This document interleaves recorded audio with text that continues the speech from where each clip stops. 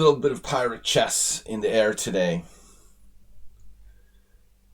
Welcome everyone, International Master William Paschall with the Ponda, Pirate Ponda, on this Thursday that should be a Friday. What's up everybody? We're having a little bit of joking, merriment, and grog with our Thursday stream that should be Friday. Good to see everybody. We're hosting this Blitz stream. We're going to be playing faster Blitz 5+3 open challenges, not only for subscribers but for everyone with an established account with rated games, totaling around 50 to 100 games. The gruesome goring. Yarg. The best gambit she is, Captain. Knight D6. This was the end of my last game, the hippo. Segmented hippo. It takes more to make a hippo than fianchettoed bishops. What's up, GCS? Good to see you guys.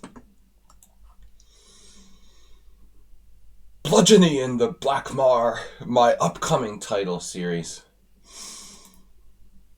Captain William and the chess cult of pirates.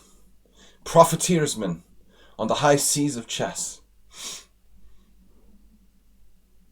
Barons and Knight, Mr. JCS. We're opening up the galley for challenges. Azerbaijan and I were just joking. He was doing a little bit of research into my soon to be released title, Bludgeony in the Blackmar. Exactly. Buccaneer Bill. This goes way back. Buccaneer Bill goes way back to my pirate days. My pirate days and magazine covers. Long ago. Somewhere I have that photo on my Facebook, I think.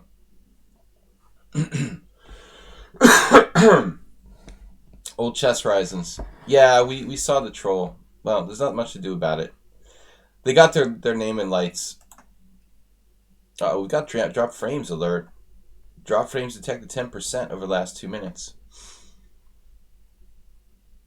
Unusual. My internet's been behaving quite well here. We had a little bit of a hiccup the other day, but... The Juice Box. Sailing the high seas in Asia. What's up, my friend? Fellow profiteersman. I'm really not drunk, guys. I'm just high on life. Has anybody seen the Garry Kasparov political op-ed? Interesting stuff. All right, I'm with Kasparov. It's cold here too. We're actually below freezing in Budapest. Yeah, privateer is the normal word. That's right. Okay, we'll have to go find another victim. I'll get things warmed up. We're accepting challenges 5+3. 5+3 casual. Create a game. Fancy pirate chess.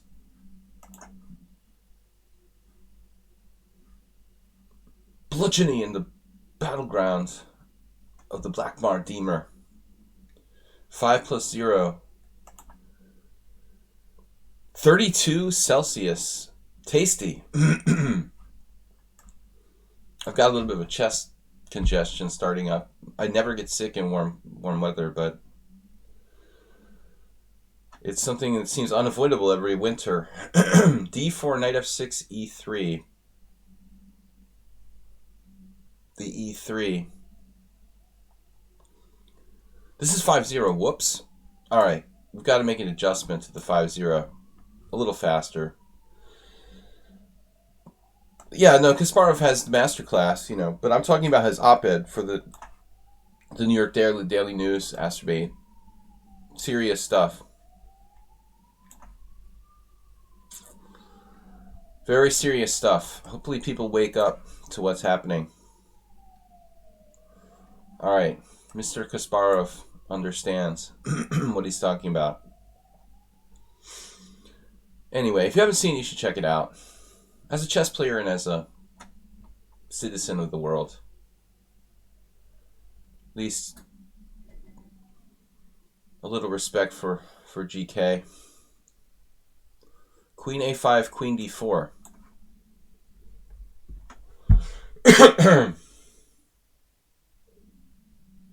Anyway, takes on C4. Gain the tempo on that C4 bishop.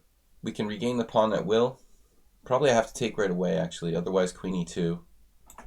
We equalize cleanly here, and White's got an interesting formation with that bishop on C1 going on.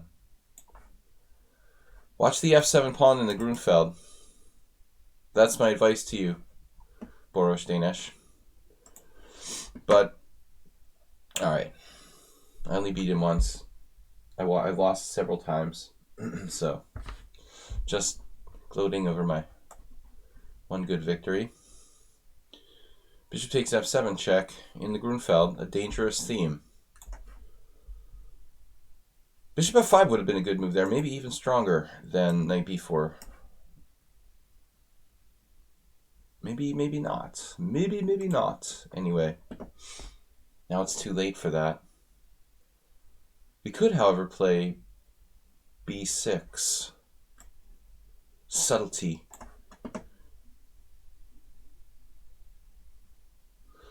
Yeah, I don't want a tropical bug. I'll pass on that. Juice box.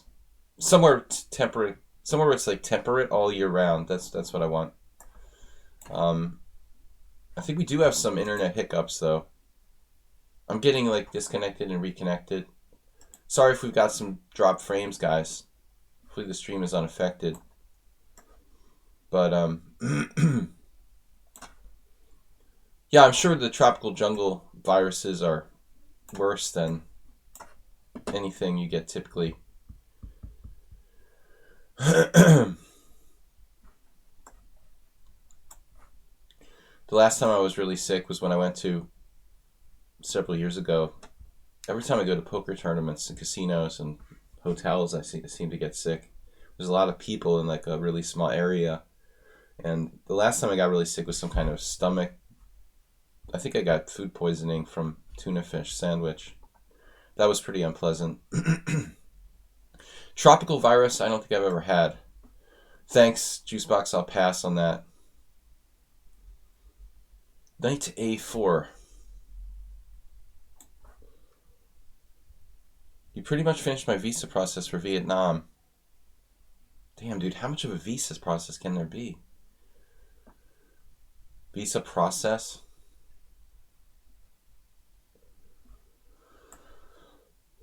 Alright. I thought you just, like, paid money and they let you in. Isn't that how it typically works? They, like, hate Americans? Isn't Vietnam becoming more sort of liberal?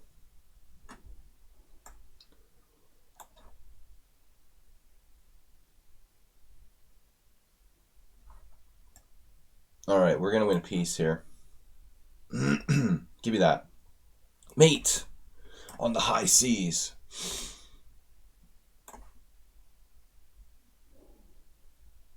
It sounds like getting a visa to Russia or something. Actually, that wasn't difficult. I just had to go to the consulate, like right to the consulate or whatever.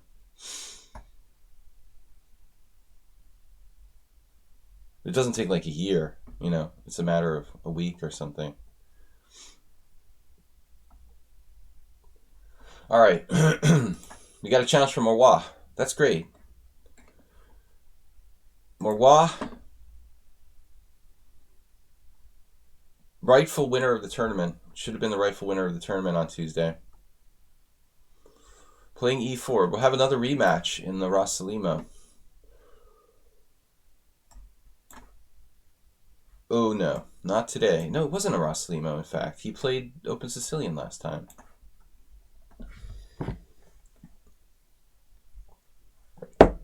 Dribble glass. Alright. I can't even drink normally.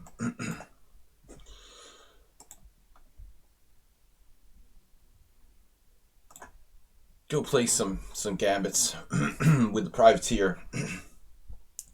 Bishop e3. Profiteer chess.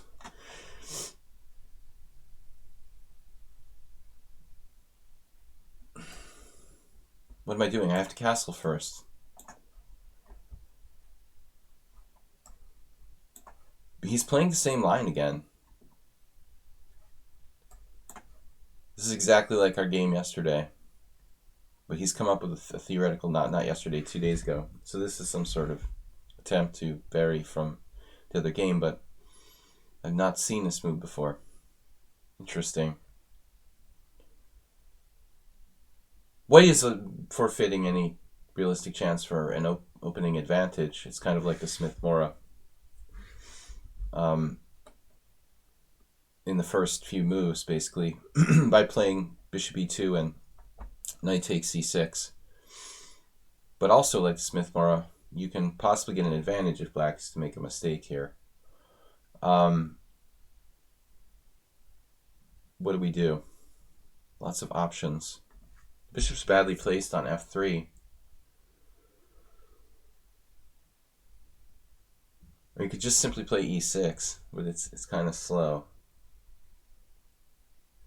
I mean, what is he going to do if I do this? Blocking in my own bishop anyway, it didn't really have anywhere to go. Just keep the solid center. His pieces are sort of dead behind that pawn. His knight on c3, bishop on f3. Bishop f3, particularly bad place on f3.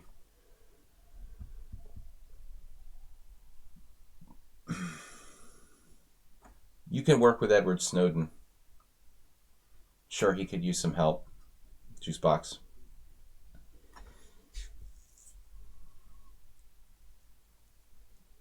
Russia seems to be the logical place for patriotic Americans to go. All right, anyway, enough of the political jokes for today. Knight d7. But seriously, check out the Kasparov op-ed that's been published. That's my last political commentary for today. Knight d7. Or was seriously worse here. I have the bishop pair, really just advantage for black. See, has some sort of tactic I don't see. You're on a mobile phone, so I kind of hear the stream and challenge at the same time. Anyway, no problem.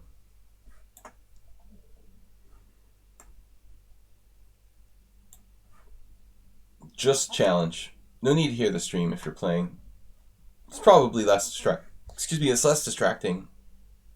Too many cooks spoil the proverbial soup. It's hard to concentrate on a game if you hear someone else talking about the game.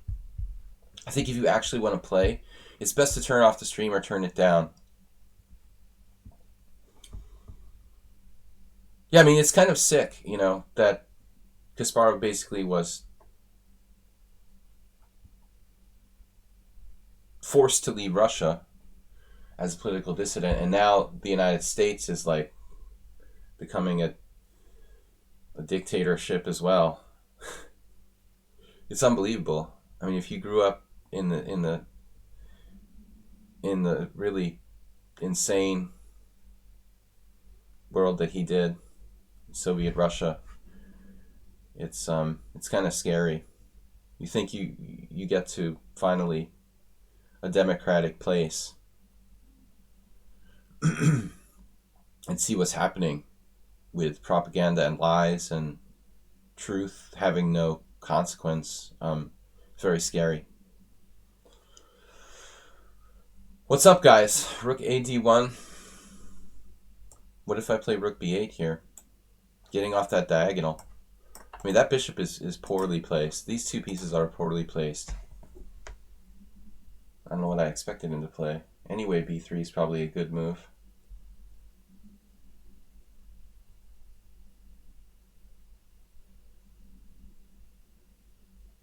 Okay, queen a5, knight a4, bishop d7.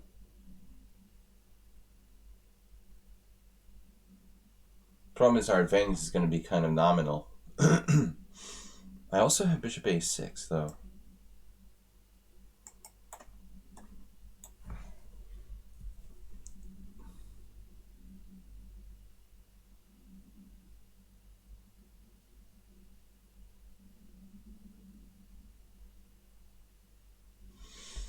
Moobot, thank you. Go to video chess training while the streams are uploaded and more videos available at YouTube. Guys, please subscribe and support the stream. I'm just a poor chess pirate.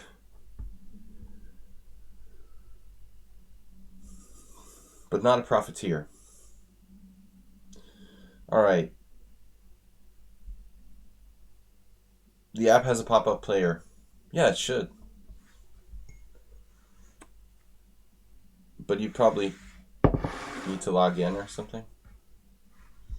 Guys, we got challenges 5+3. It's Memina and Asmir. I ask everyone to challenge me to 5+3 casual. I'm not going to bother forcing 5+2 to change, but sometimes it's tricky because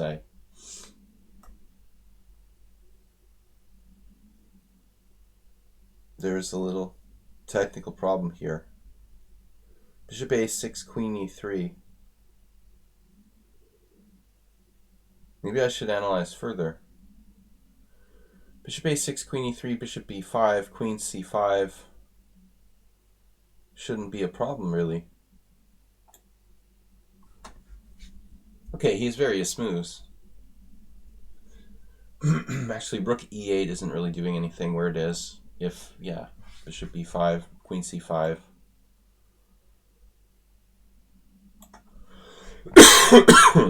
Apologies, my chest congestion started. Winter cold. Beginning of a winter cold. I was recording a video yesterday and I started to realize I was having trouble sounding proper. I haven't been sick since I don't know when, last spring. Actually, when my mom died in April last year, I had been sick. We had all been sick. But that's the last time. The immune system's been pretty good. What's up, Uber driver? But it's gone below freezing here in Hungary. Uh-oh, this move. This was not on the radar screen. Can't say I... Tasty, delectable pawn. Delicious. Okay, I'm not a materialist. I'm not a profiteer, but I do enjoy free nuggets. And the A2 pawn was on the... It was on the menu for a while.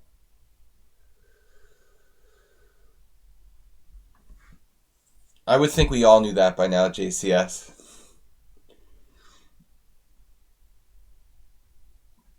Only Bob's allowed to troll the stream. Exactly. So what's Queen D2 about?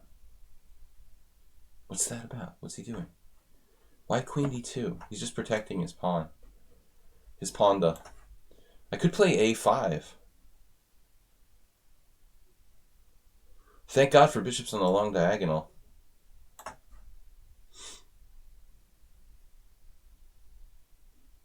I was going to play Queen A3, but...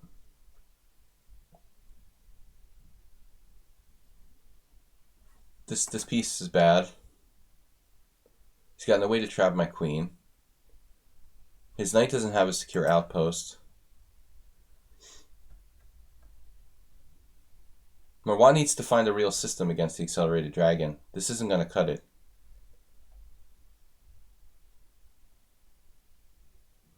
Rook C8, Bishop B5, Rook B5.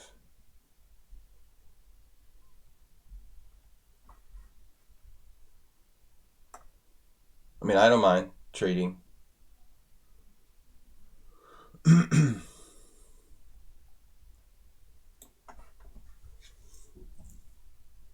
I don't really like trading my bishop pair off for that crappy bishop on F3, but we've got serious threats. I mean, the C2's falling.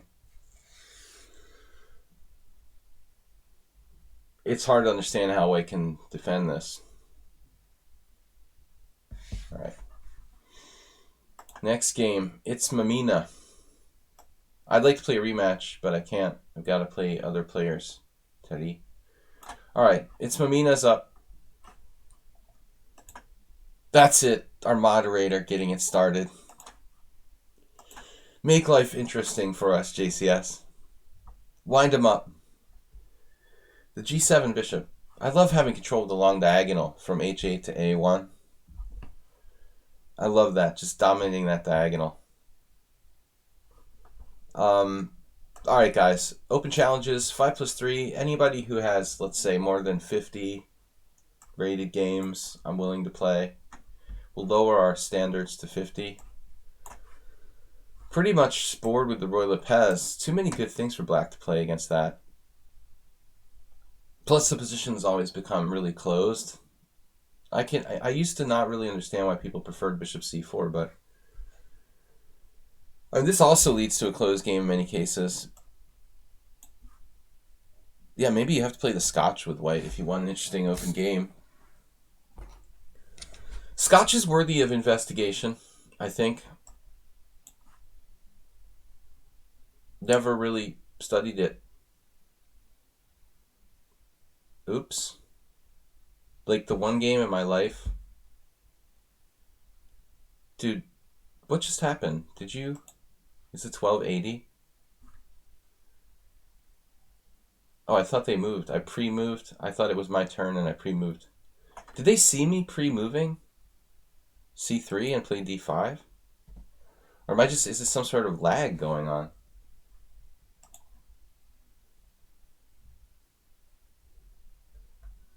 Oh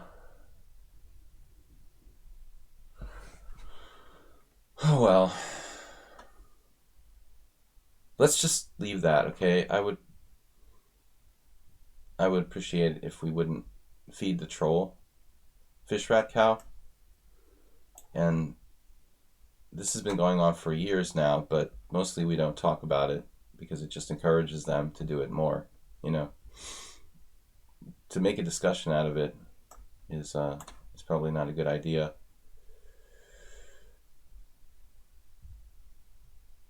I'd rather not have it get more prevalent by encouraging them. So, but I don't know if they're only doing it to my stream, or is this something that goes on with other streams, or something specific to mine? Well, at least we got a piece back after the mouse slip. It's Mamina. Did you see that I was moving my...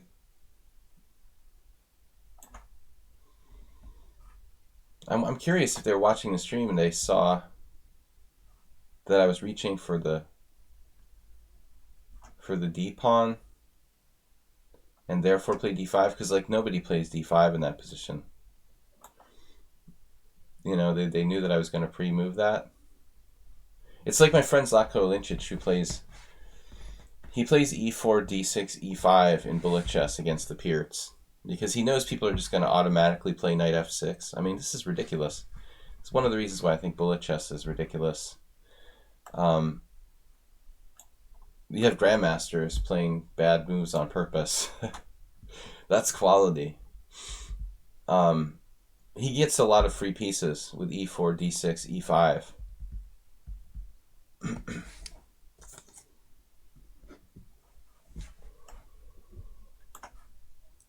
But I'm impressed. Psychically reading my pre-move d3. I actually thought black had moved. It's like the game I told you guys about in the 90s when I had, by the way, 1200. Pretty good. When I had this game against an old guy, I moved twice in a row. Black did give me a piece back, though. I should be thankful.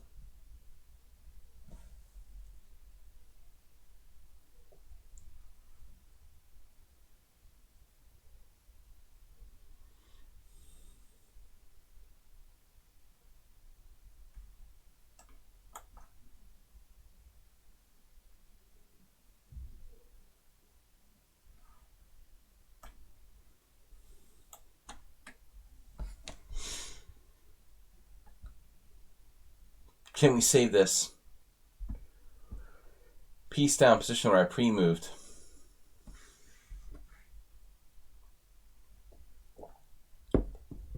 Well, bullet is its own variant, but I think it's ruining people's chess. It is what it is. Probably Bughouse ruins your chess too, but not as bad.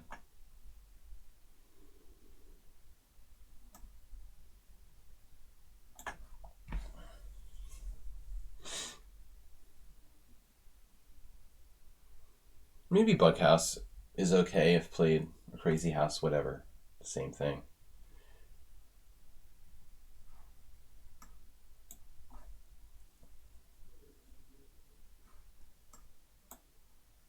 Hard to believe this player is only 1280.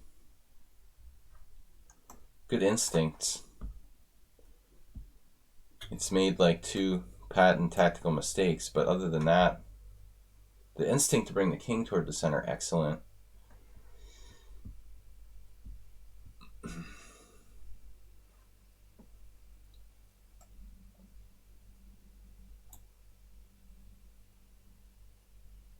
It's the strongest 1280 ever.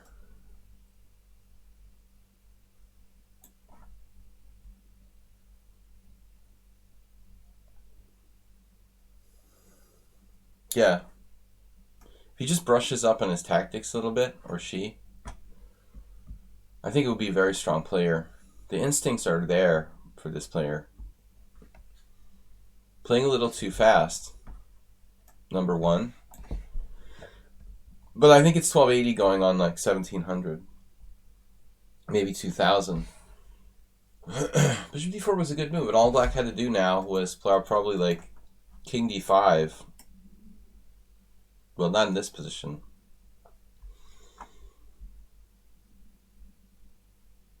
I mean c5, and black has compensation. I would say black has compensation.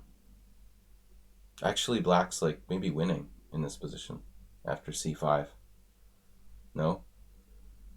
This cheapo I played? c3. Okay, c3. So c5. How was the move order? Bishop d4, rook d2, bishop d4, rook e1. Okay, c3. So king d5. Black has probably the better game down the exchange there. White has to be very careful not to lose.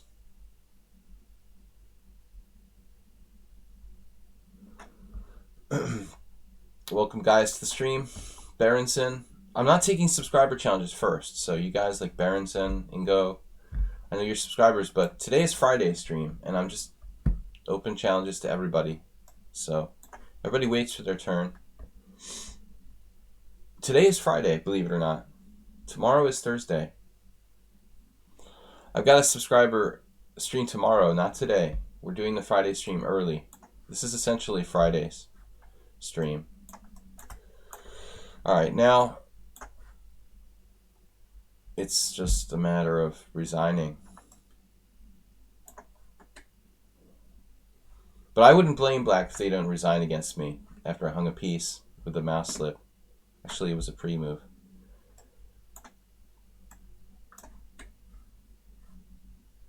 That was funny. I didn't even understand what was happening. I mean, I thought like black had moved or something, and it was like my next move. Not fully awake yet.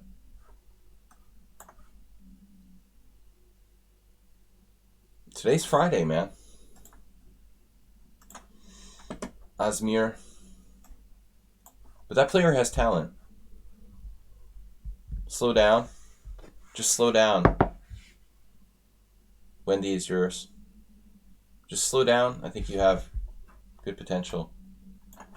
It looked like you have good fundamental understanding. Just a little bit of work on the tactics. Take more time on tactics. I need to play something different against the King's Indian. I keep playing the same variation again and again. It's my automatic system. We'll give him a different look here. An English, a real English with white.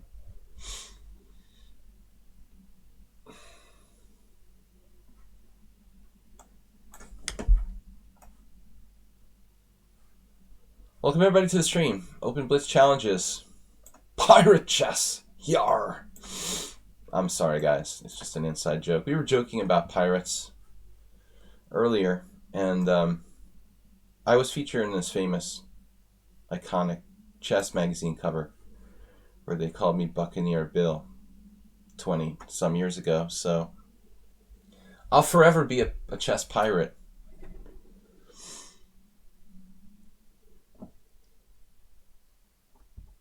Bishop g4. Actually, I had this game against a Serbian WGM 2 years ago. Can't remember her name. I think she was WGM. Strong enough, anyway. But Bishop g4 isn't really appropriate, you know. You don't have a pin here. I mean, there's nothing there. We're joking about my upcoming book. Bludgeoning in Blackmar. And Destruction in the Deemer. Today's not Weird Wednesday, guys, though. We're not playing weird, unsound gambits. But if I ever write a chess book, it's definitely going to be about some sort of unsound gambit that gives away White's opening advantage. Now, I'm not going to put my king on h2 and give him potential play on the h file. I think we'll just play h4 and let bygones be bygones. Actually, I should take this exchange. Duh. I mean, sometimes it's better not to take material, but a free exchange, I'm going to take it. Sometimes if you're up a pawn, it's not necessary, though. If that was like giving up my white square bishop on the long diagonal, I don't think I would do it, truthfully. I mean, black has some sort of vague compensation for this down the h file. Fantasies of mate. White has to be a little bit careful here. Bludgeoning in the... What is it? The Pirates of Silicon Valley?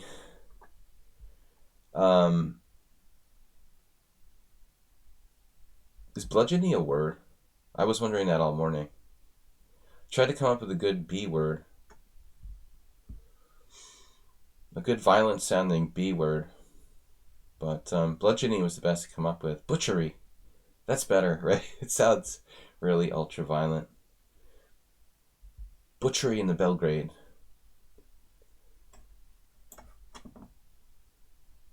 G takes f6. He's stacked up a lot of pieces around my king. The Blackmar Deemer. It's very sound if you want to lose your advantage of the first move. It's the perfect thing. Completely sound way of losing all opening advantage with white. Just like the Smith-Morra.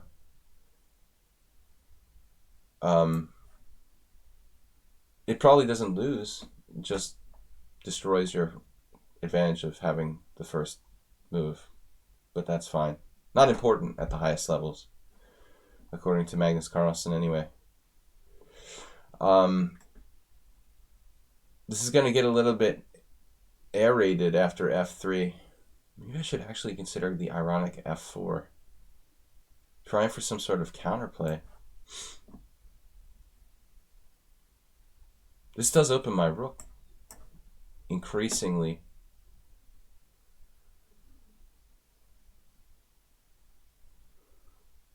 The Smith-Morra gambit is a waste of the white pieces and loses all white's opening advantage. So I would never recommend one of my students to play that. It's hard to imagine that someone who's playing the Sicilian defense would advocate such garbage.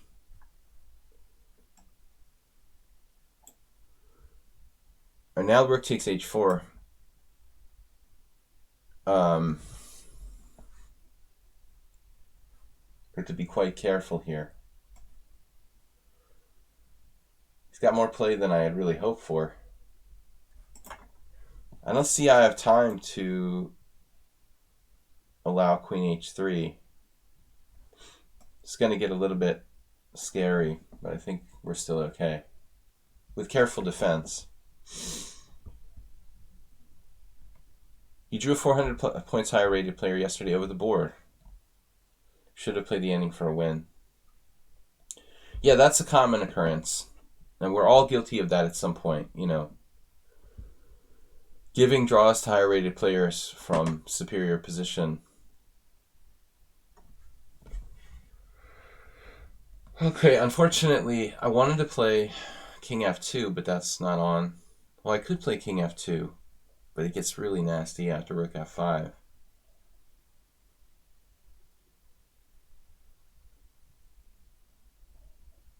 What's the deal with rook e1 here? After knight f5, I have no defense. So I'm really on the verge of disaster at this point. Yikes. Wow. This is just really, really touch and go. Oh, I see.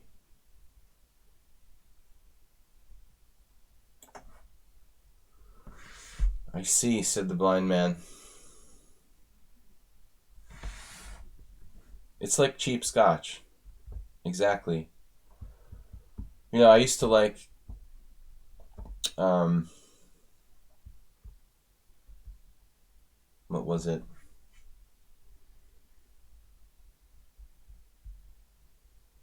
I don't really drink scotch much, but it's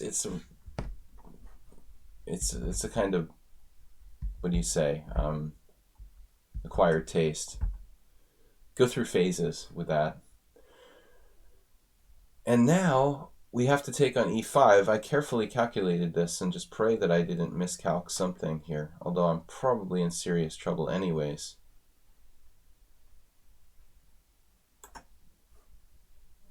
Oh yeah, now I remember.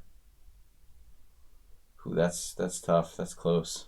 Right on the precipice of disaster. Seeing everything.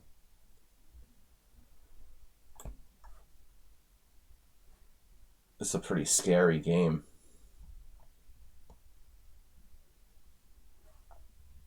Is that mate? I mistakenly thought I was okay here.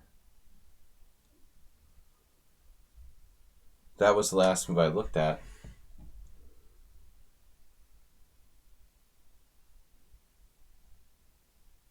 But I think he must have something else.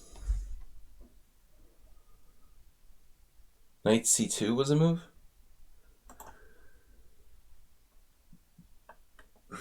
Knight takes... Are you talking about the other game?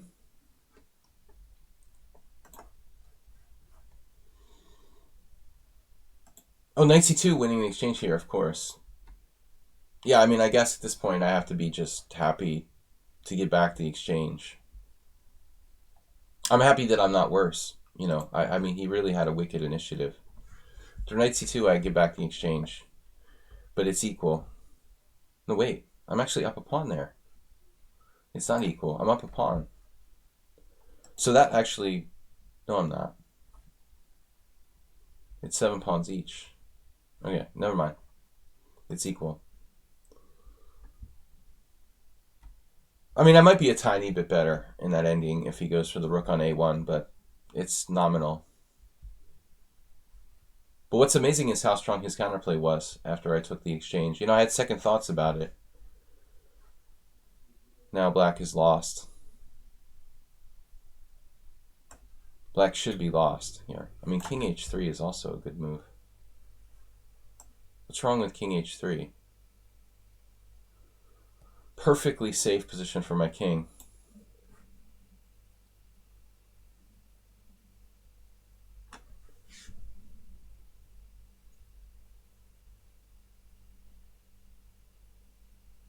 Was there better than queen e3? I don't know. He's starting to just... Pawn takes... He's starting knight f5. That's devastating. I mean, knight f5 and I resign. So... maybe I could play e4. That doesn't look good. The f3 square. Yeah, I'm hard-pressed to find a better move than that. Rook f5.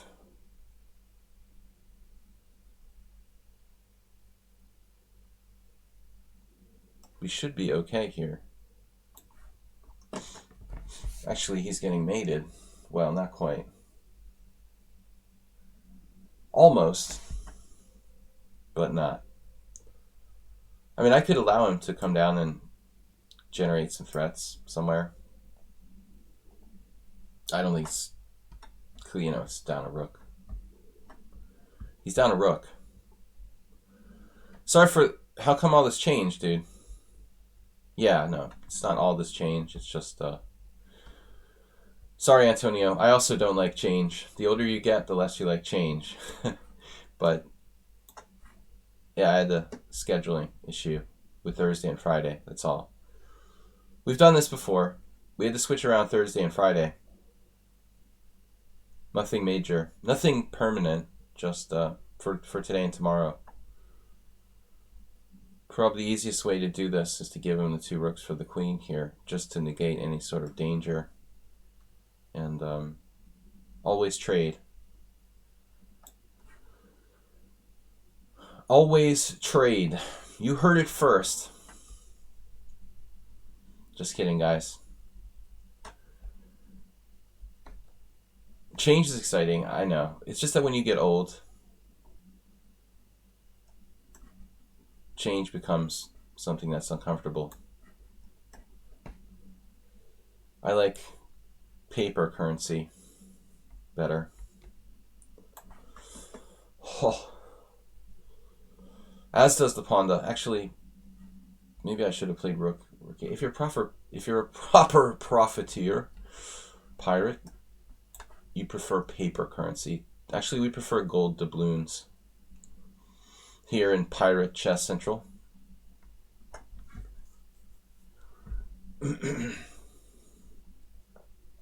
Yeah, Blovix, one of my students is a Frenchman, just like yourself, and he told me that it's going to be like the biggest strike ever.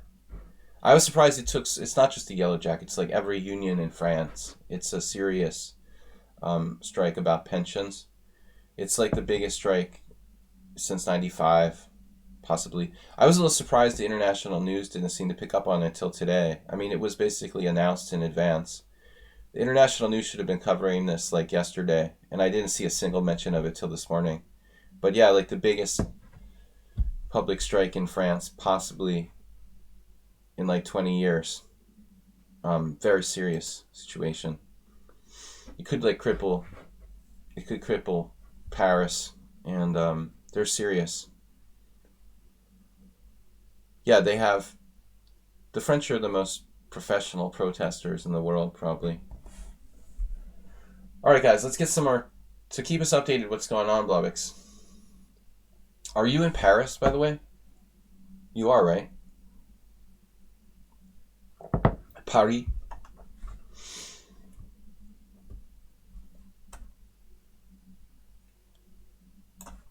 Yeah, Americans are terrible at protesting. I live in Budapest now. Hungarians make an effort, but they're not professional at it like the French. Bishop c4. It's a weird move to play from a player who plays theoretically normally. I think the only place where bishop c4 is especially relevant is against d6. Lots of good players played against d6.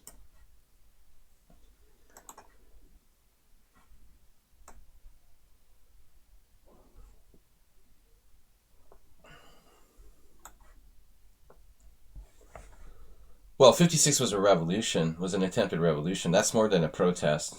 That's something a little bit beyond. We're talking about civil protests, unions and things like that. You guys are good with that stuff. Unfortunately, like the fascists and the yellow jackets and others could possibly make it violent, when it's not really intended to be necessarily violent.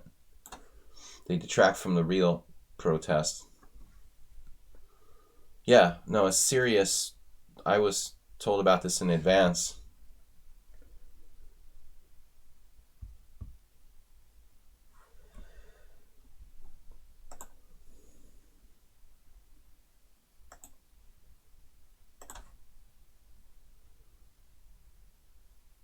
Joel Benjamin used to what?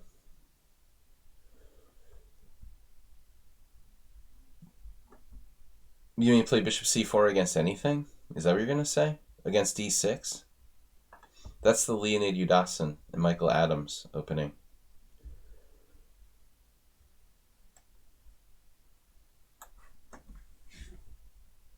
Udasin would just kill everybody. Udasin.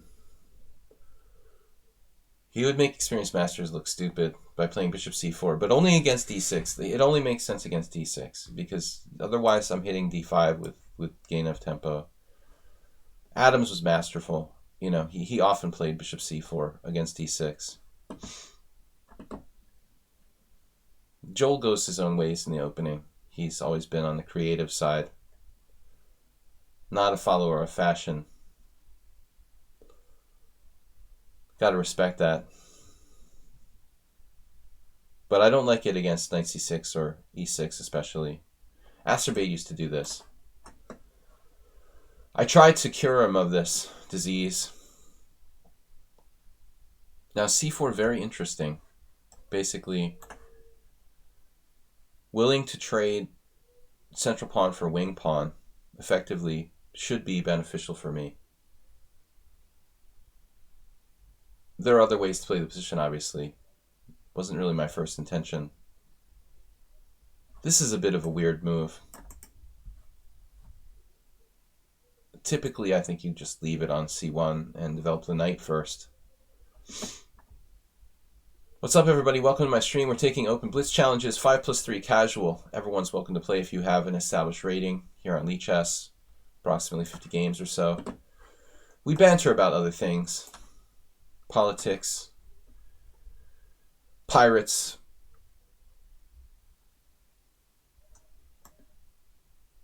all right. That's a good exchange for black. I mean, typical Sicilian. C for D. We can scoop up a dark squared bishop. No, actually, we can't. Almost, but no cigar.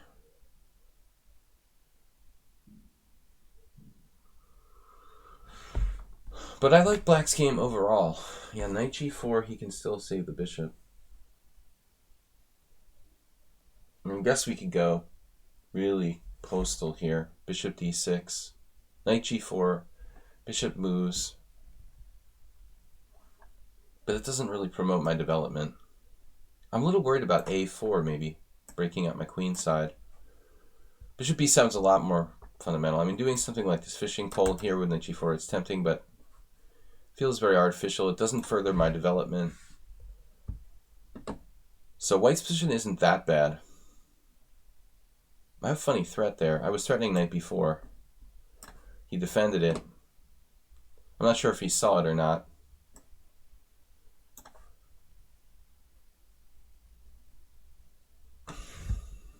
Trumpets? What? Am I missing something in the chat? Coach is like Joel Benjamin used to, and it just trails off. He's like mumbling.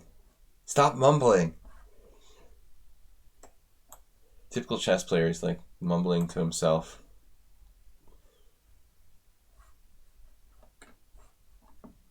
Maybe I'm missing something as my internet cuts out. I've had dropped frames. Maybe I'm missing chat, bits and pieces of chat. H3. How about MVL taking down Magnus? He's not on strike. Good one. No, just the private sector. I mean the public sector. Private, public, whatever, same thing. Not. No, I mean public workers in France. MVL is not a public worker. Chess players are not paid. Unfortunately, we don't get paid. I don't like this. Knight b4, pawn takes queen c2, queen c2, rook c2. I should like it. Actually, it's not bad. Public and private. So even the private, a lot of private companies are on strike. That's kind of weird, you know. You would think it would be a public worker thing. It's about pensions, I thought. But like private workers are just taking off from work to support the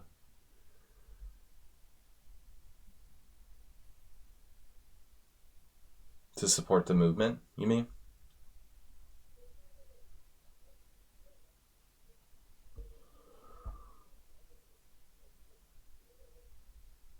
really weird noises.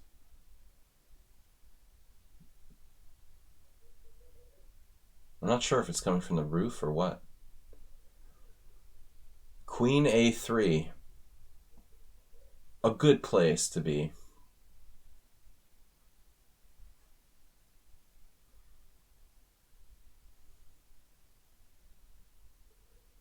A healthy location. I guess I could play Queen A4. Actually, not a bad move.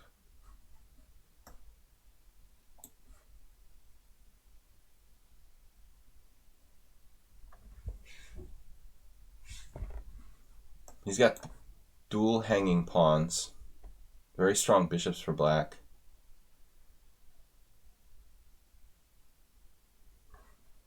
Slightly lazy move. Queen A4. But I still like black here. He either loses his bishop or he loses a pawn. None of the bishops are just raking. Really raking.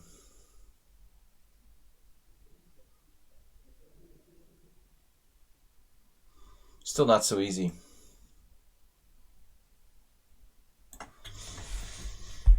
Okay. Those knights have some squares, potentially. Hippo bishops.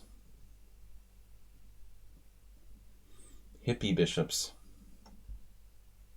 Barons didn't do a good job to survive this long.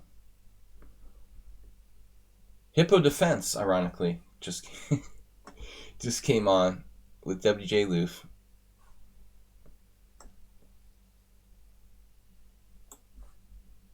It's something about retirement age. Yes, that's what I was told. That's the main issue with the strikes in France. Pension age is an issue. They have fairly low pension age. Maybe the government wants to raise it or something. I feel like the international news did a really crappy job of even bringing this to light.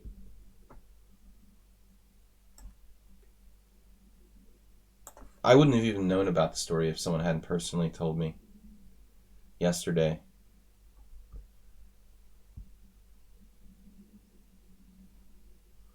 MVL, he's already stronger than Bacro ever was, by far.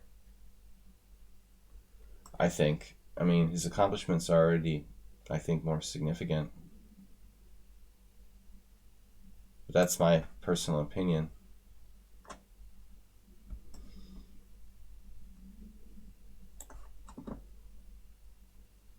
Bacro is a little bit more of a child prodigy, no?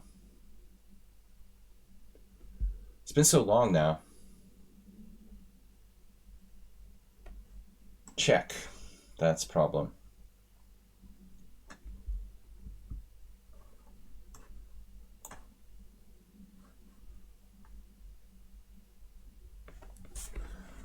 But I was mentioning this on earlier streams. I think it's weird how in the 1800s, let's say, the epicenter for chess in the world was like England, and in the late 1800s, early 1900s, say late 1800s, the epicenter for chess was like England and France, and there were no grandmasters in those countries until like the mid 80s or early 80s. It's really strange, you know. I think the war had something to do with that, but France. Bacro, I don't think he's ever been as good as what MVL has accomplished. Not just about style. I mean, just his world ranking was never on that level. You know, like MVL is in the top 10. I mean, has any French player been in the top 10? Maybe Lautier briefly. I'm not sure. I mean, you should go back in time to before Bacro. You know, Joe Lautier was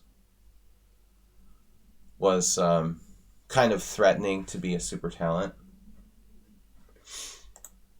All right, Vahag.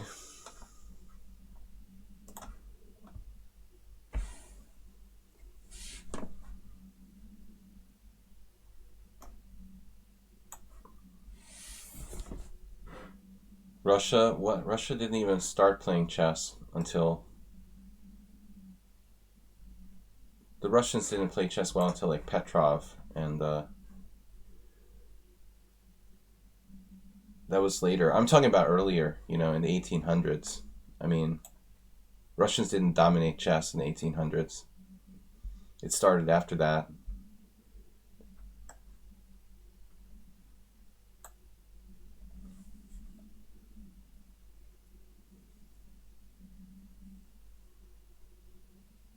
The Russian school of chess, I mean, didn't really become super strong until later.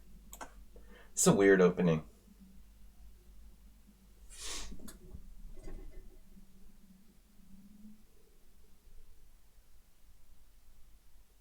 Morphy had to go to Europe, France, and England to play chess. Just wasn't enough competition in the United States. Well, c5 is my main opening, Berenson. That's what I do. I can sometimes play other stuff, but it's an interesting position. That's my default opening, and then sometimes I play other things. It just happens. You usually challenge me like first off in the stream, and if I'm not warmed up, I'm more likely to go with what I know best, in like the first game or something like that.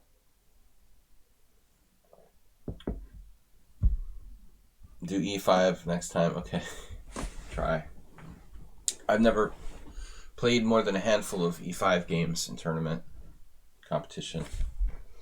So this is a very strange move. Why would white want to put a bishop on e3 in such a position? This bishop is best left where it is on its original square.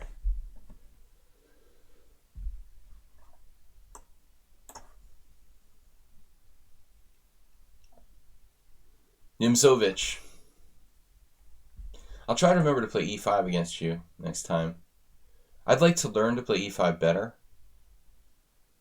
I've only played less than 10 tournament games with e4, e5 in my life. So it's not something that is really that comfortable for me. I played the Petrov, and I started to try to... I've played a little bit of Roy Lopez. I played this... Actually, I played the Schliemann in a couple of games with black. I think I played maybe 8 games with black, e4, e5 in my life. Something like that. Yeah, I'd like to learn to play e4, e5. I've been thinking about it on a serious level.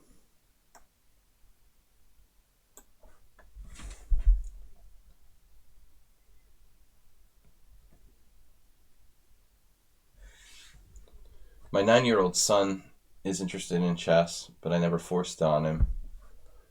And yesterday we played like one of the first games we've ever played, and I played like a hippo. I played a hippo with black. It reminded me a little bit of this. He has a similar setup to my son yesterday, except it was like g4 and h3. Queen was on d3. Same bishop e4. This is over.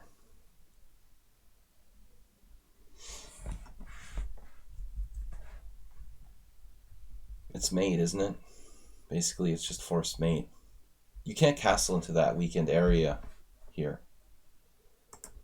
This is devastating for white. Arsenal fan Rich.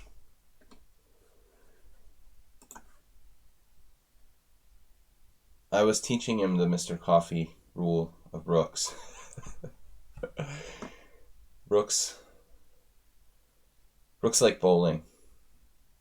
There's no bowling in this position. Knight e5 is a nice resource. I played the Pierce. That was my first opening with black when I was unrated till about the time when I was 1900. I never really got into the French. French are on strike anyway. I can't play the French today, I'm sorry. So what the heck? This shows something about our opponent. You know, he's positionally busted, but comes up with this amazing tactic here to save himself. Mr. Coffee, just mentioning you. I was teaching my son how to play a little bit, and I was thinking about you. You need to make like references that kids can understand when teaching them chess. So I was telling him about bowling. Our bowling joke. Wow. Knight e5, bishop takes d3, knight takes d7.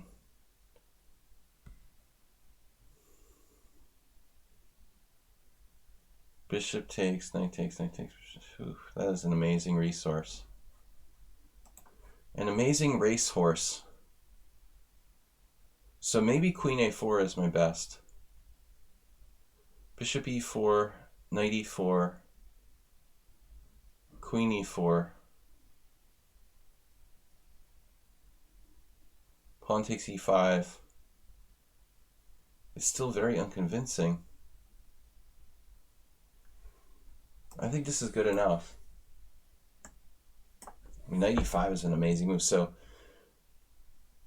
it's funny because Bog is our Armenian. I mean, they have this fantastic world champion, Petrosian, who is the opposite of the way Bog is playing. I mean, he was like the greatest positional player of all time, one of them. Didn't really play very tactically in style. Vahag seems to be kind of the opposite. He's not paying too much attention to strategic features, but very alert tactically. A lot of the Armenian players, they like to play like Petrosian, and so they really try to emulate his style. 85 was a great move. I didn't see a better solution, honestly. That bailed him out of basically a lost position. I mean, fortunately now, I still have something. I'm concerned it's not enough, though.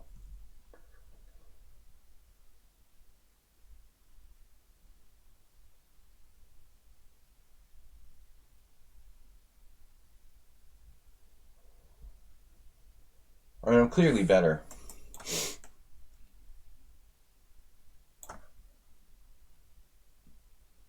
We take on a3, and then we try to get in there with another heavy piece.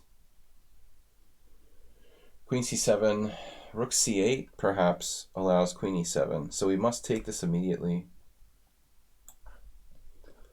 This is more or less what I expected.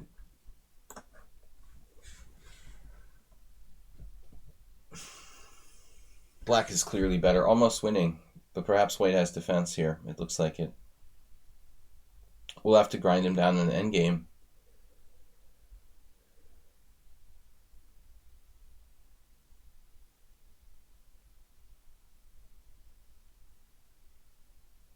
Might be a serious mistake. Rook d3. I thought there queen c4, queen b3 might save him. Rook d3 could be a serious danger.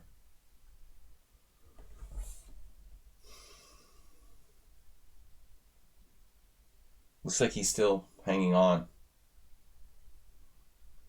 Queen f4 may have been the only move to try to play queen c1. I don't know how he can defend now. I don't think there's a defense. Advice on playing style. Arsenal said, what? I think now I play more tactically? I don't think so. I think you're playing very positionally. So he missed two good defenses, queen c4, queen b3, and then queen f4, queen c1. If you play queen c1, queen f4, rook c4, queen c1, I have to back off with like queen a6. And he plays queen b2, and I don't know how I'm better, but I don't know that I'm winning.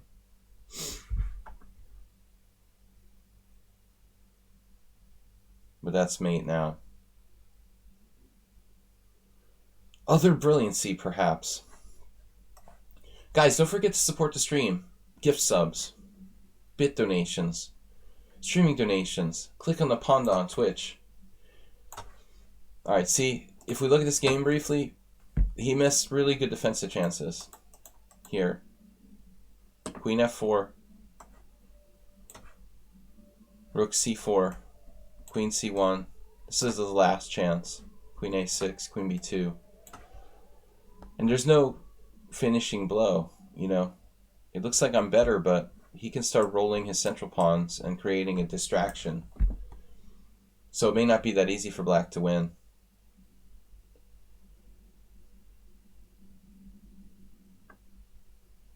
Not at all. Okay. I mean, the last thing, let's see his move 95. I thought this was a brilliancy. Apparently I missed something. Wow, I missed something? Concrete. Knight e5, de5, bishop e4, knight e4, queen e4. Wow. f5? This is beyond me. Queen e5, knight c4. Okay, queen f4. Okay, so there's no direct win.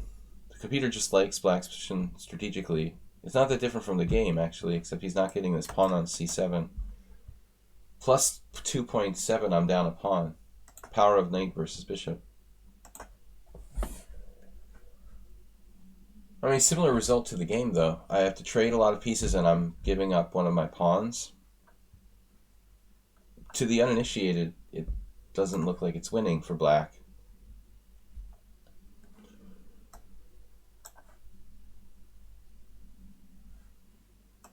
I don't remember if we played this before.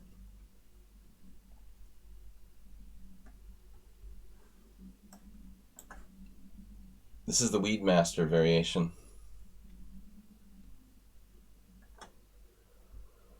Giving up the bishop without really putting up a fight with like bishop g5. I guess I have to take it. I suppose you could play h6 or something here. Hippo. The Weedmaster. Yes. Our house sitter, International Master Joe. You obviously weren't watching the stream in the summer, Will Wolf.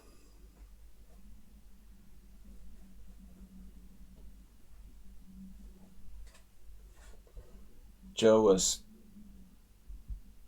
He's like my version of...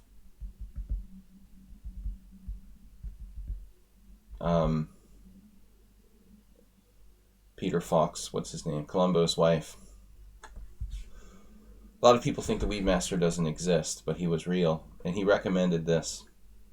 d6, followed by knight on bd7 against the bishop f4 London. It's actually a very good system. I would play this.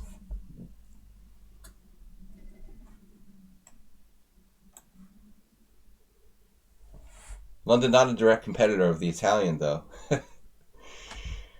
Oh, I'm sick of the London.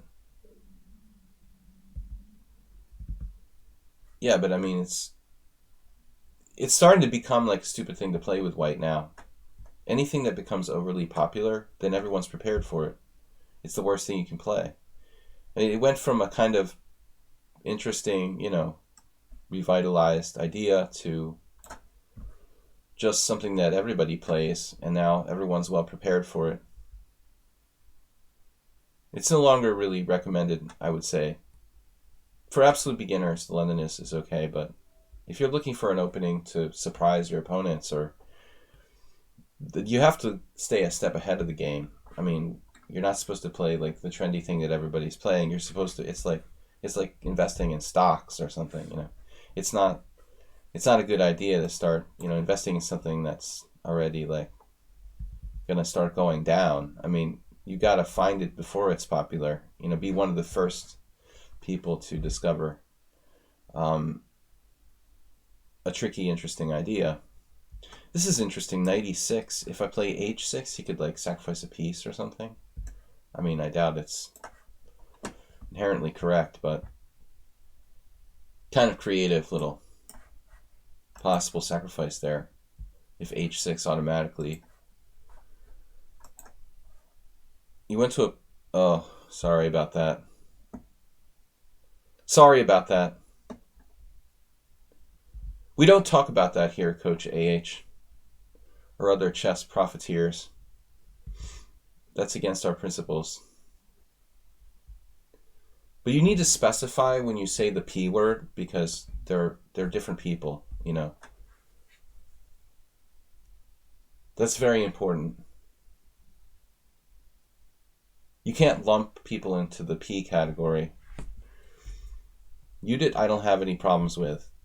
She's actually a great chess player, massively accomplished, and a fairly good person from what I've seen. But we can't put all the Polgars in the same family. So you can't say, I went to a Polgar lecture, Cringe.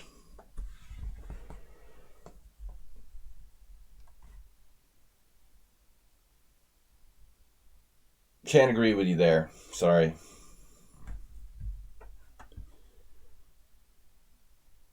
Great in respect to self-promotion or what?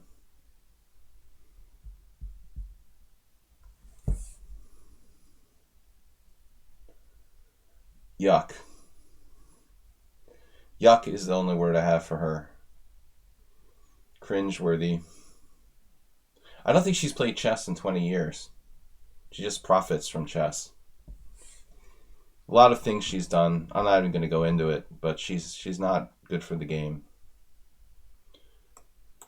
Judith is great, though. But I hope she doesn't become like her sister.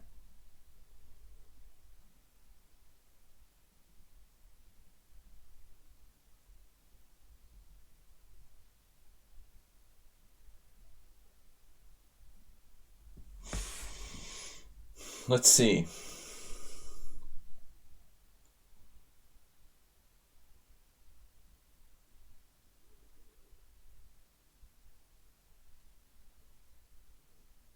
No, I think she's a self-appointed ambassador, and she's hurt a lot of friends of mine and hurt a lot of important chess organizations and done a lot of damage to chess. It's actually not good, That's not a promoter. It's a self-promoter. She's hurt chess more than she's helped chess. Actually, she's hurt a lot of people, and people close to her have hurt a lot of people in chess, and it's horrible what she's done.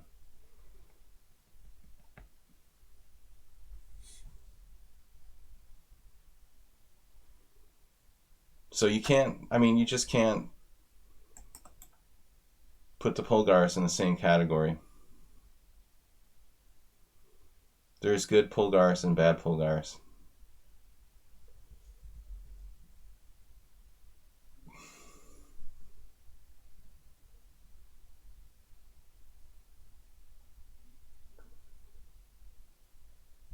Yeah, I don't like to talk about it. A lot of people are very clueless about the things that she's and her cronies have done.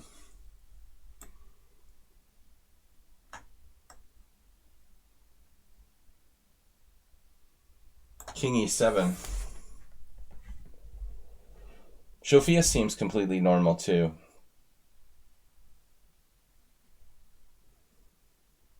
She's more reserved and not promoting so much.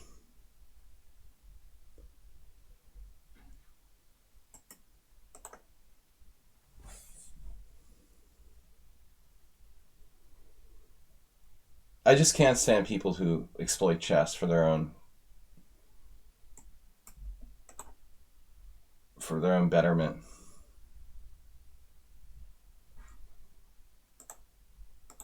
We don't talk about that anymore.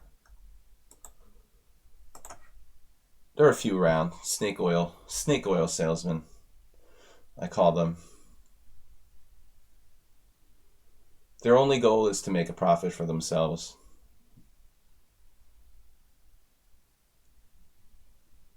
I just love chess, you know. I try to make a living to survive, but I'm not trying to scam people.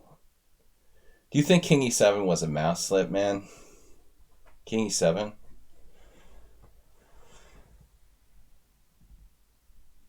Santa told me to play King E7. King E7 is... Hopefully it's a brilliancy. I take full credit. If it doesn't work out, then it's a mouse slip.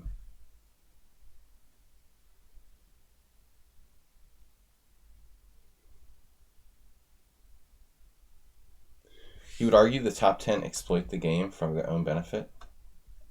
Arsenal, how do you... By being in the top 10? What? Like, I don't understand. What is that? I don't understand. Like, they're all completely different people doing different things. That's crazy, dude. Rook e4, h4 is an interesting move. Exactly. No, this is a great move. He can't attack me on dark squares. He has a consequent, weakness on the dark squares because he doesn't have a dark square bishop. My king is extra safe on any dark square automatically.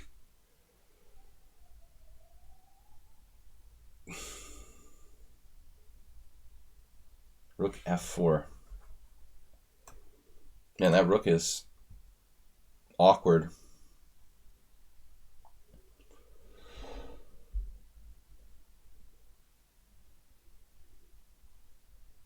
Well, Arsenal fan, there is no official idea of top 10 tournaments, And this is not just an arbitrary number. And I agree with you. It is a little too insular, but no, there is no official anything. FIDE is corrupt. Most chess organizations are corrupt by nature. Most sporting organizations. We've talked about that before, but I wouldn't argue with that. That it is insular, too insular. It should be more open or whatever. Okay, so is a problem going to occur here now? Well, probably we're okay, right? I mean, that's a lot of material for white to give up. Bishop takes. We just play like rook f8 and walk away to the queen side to greener pastures.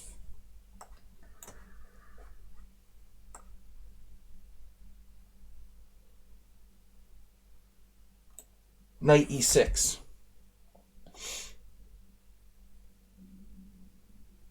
No. Just walk away. I guess I can just take his rook. It's always a good option. I love bishops on a1. Actually, king d7. This is a safe place to be. But I mean, I always, I could have taken that. All right. Karikatura, Kashikura. Just have an established rating and I'm okay with this game. Cool. So, you're corrupting me with bits on every simul. Come on. You haven't corrupted me with any bits this week. I need more corruption. I'm not corrupt enough, guys. You've got to donate more bits. You're going to make me like the chess snake oil salesman. Knight was hanging. I could have just taken it on f6. So, alright, we'll go back to the Spanish. That's what I know. Wow, 7 people live in Wyoming? Huh? I thought it was more than that. 61 rated chess players in Wyoming. I'm trying to remember where my friend Kushtar Shandor, he's a Hungarian IM who moved to the United States. He either lives in Wyoming or Montana, and I can never remember which one. He went from living in Budapest to like a farm in Wyoming or Montana. It's really bizarre. 100 for corruption. I'm an anti-corruption fighter. I'm against all corrupt chess players out for profit.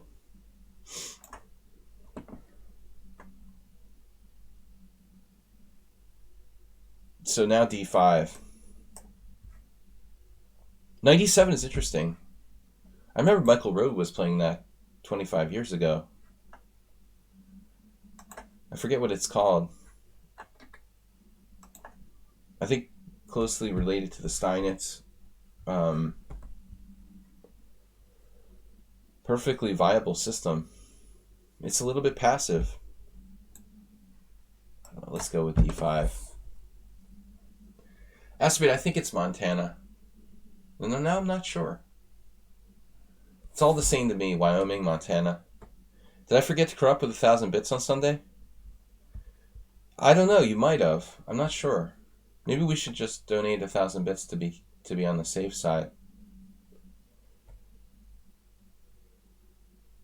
But not 100,000 bits, you know. Just 1,000. Maybe 10,000. Not too much, though. I mean, nothing crazy.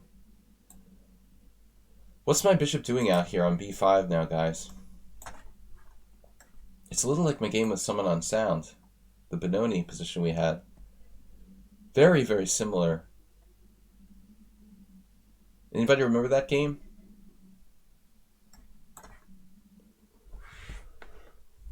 Just a few days ago. It was a Benoni-like position. Was that in the simul? That was a simul, actually, on Sunday. Completely different opening. Similar setup for black. I mean, d6 would be a great idea.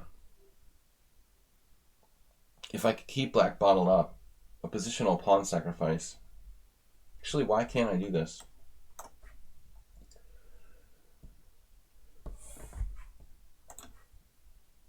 I'm a person of principles. I try to be. I just don't like when I see people misleading the public, let's say. Chess people misrepresenting things. Knight c6 is a cool move.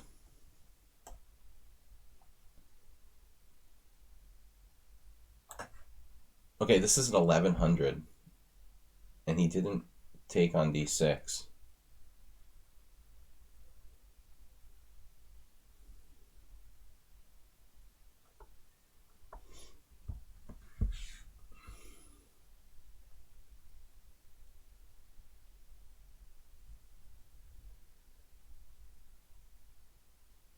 Now pawn takes pawn is possible because of queen takes d6, bishop takes c3.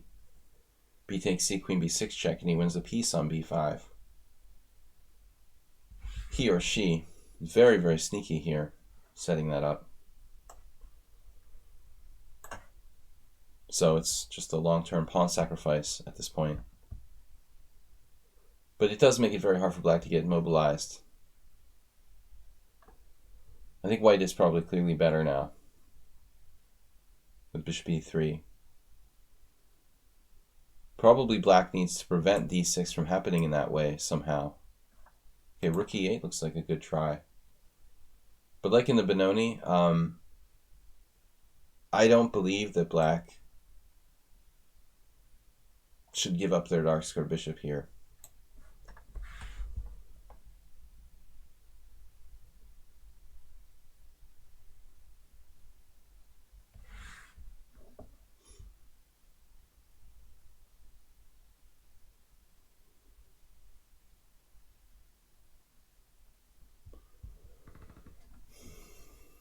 I mean, if it was an endgame, they could probably get away with bishop takes c3 with the queens off the board.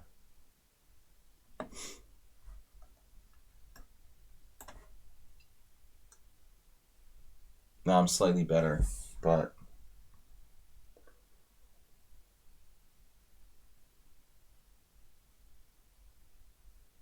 hey, there's some interesting moves. Bishop c5. That allows bishop d4 check. Bishop takes, knight takes. Again, we're always slightly better here. He has bishop takes c3, winning a pawn. Still very dangerous for black. I'm not sure bishop c5 is objectively a good move, though. Probably a mistake. Though 1100. Great game for an 1100. Guys, we got some internet issues, so the frames might drop out a little bit. Very unusual. My connection here in Budapest is usually quite good. UPC is struggling today. So bishop takes c3, bishop takes c7, bishop d4 check. And black gets 2 pieces for a rook. That's not good for me, really. So bishop takes c3, b takes c, rook takes e4. It's dangerous for black. Too many dangerous dark squares and no development. Though this move on bishop c5 is going to cost me time eventually. Now maybe knight d5, e5, I guess. It turns out that that's a very, very vital loss of time for me playing bishop c5. Probably I should have just played e5 directly. And I would like to put a knight on d6, actually.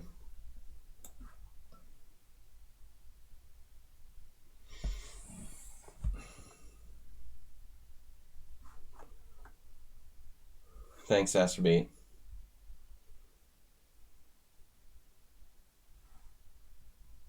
Strong 1100.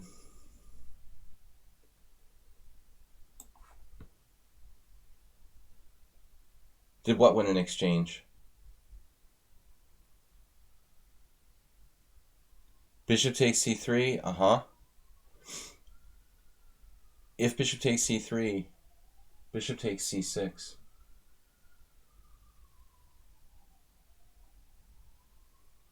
Yeah, you're right, Arsenal fan. I would have won the exchange there. I'm really impressed by black, though.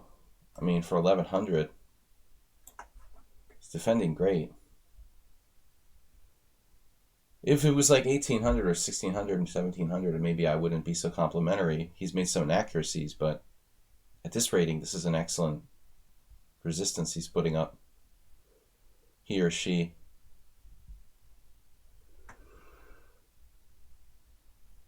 That's it. Finally, a major tactical mistake, allowing knight f6 check. But the whole opening was reasonable until about the point where I played queen, let's see, d6, pawn takes, queen takes, rook e8. Not a bad game for his level. Why didn't you take the exchange with bishop c6 and knight e7? I had hallucination. As usual. No, it wasn't a conscious decision, Blovix. I sort of saw it subconsciously, but then didn't believe it or something. It seemed too easy, you know. I do try to give my opponents maximum credit. I think it's a good thing, though. You know, not always. Sometimes you can overdo it. But as I tell people, if you treated every opponent like it was Kasparov, I think it wouldn't serve you badly. Yes, maybe you wouldn't win quite as fast. You'd be a little cautious. But I think it's not a bad way to be. If you treat everyone like it was Magnus Carlsen or Garry Kasparov, you're going to really dominate.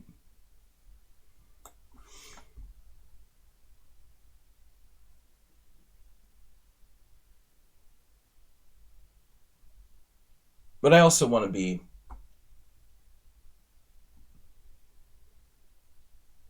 I wanted it to be as instructive as possible.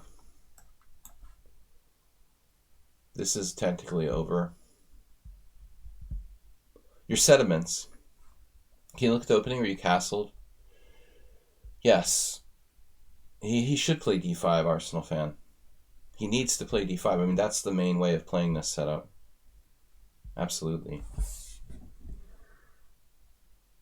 I've looked at this briefly in the opening Explorer. I mean, I don't think it's that clear what like White's best way of playing against this is. I mean, c3 is probably normal. Slightly more popular to castle first.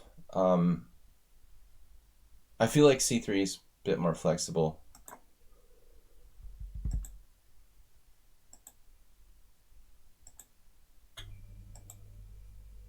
And so the move is d5 normally.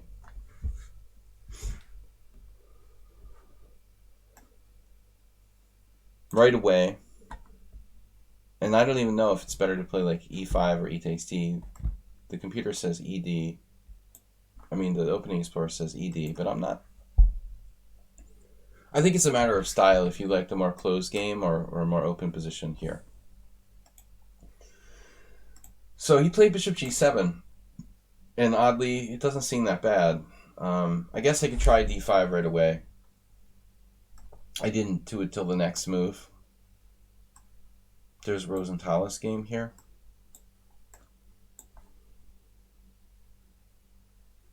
I mean, he didn't take on e5. Actually, this didn't happen. Oh, Gajewski played a6. That's just totally random. That doesn't look good. So bishop g7, I should just go d5 right away. So bishop g7 is a mistake in and of itself. He has to play d5 right away. Yeah, absolutely Arsenal fan.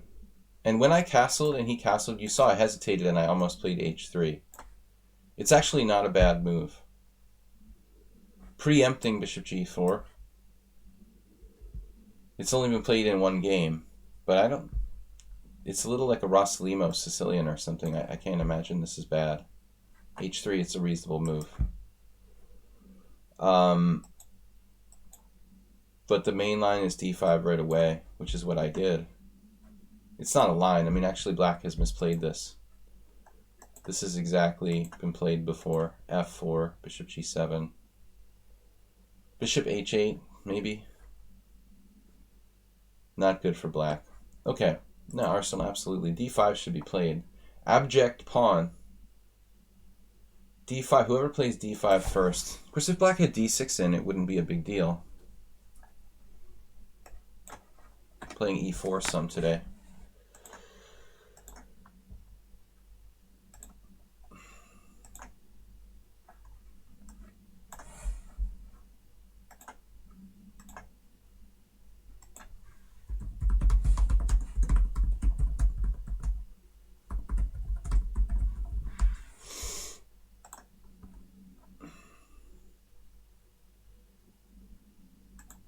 All right.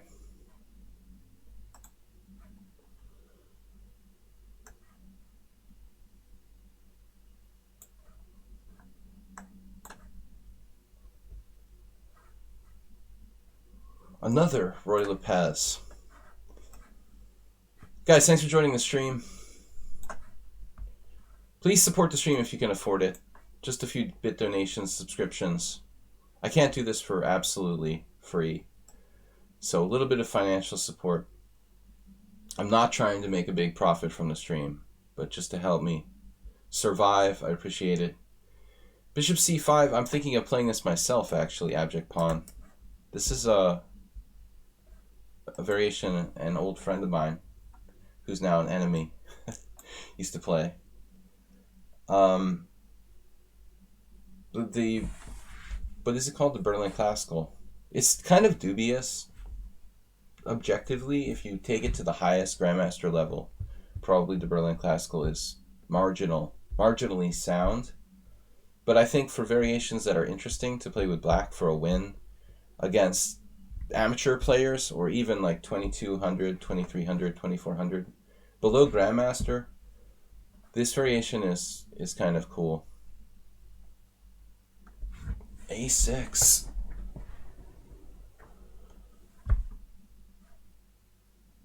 Can you do a6? Bishop c6, dc, knight takes e5, knight takes e4. I don't think I've ever seen anyone play this. I mean, I guess we'll just transpose. If I play bishop a4, doesn't it transpose to like an archangel variation? Bishop a4, b5. Bishop b3 is main line archangels. That's interesting.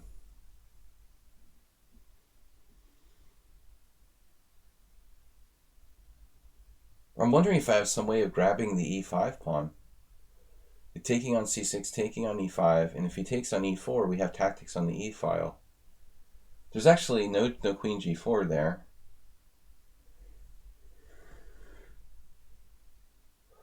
So I would think like queen e2 at the end.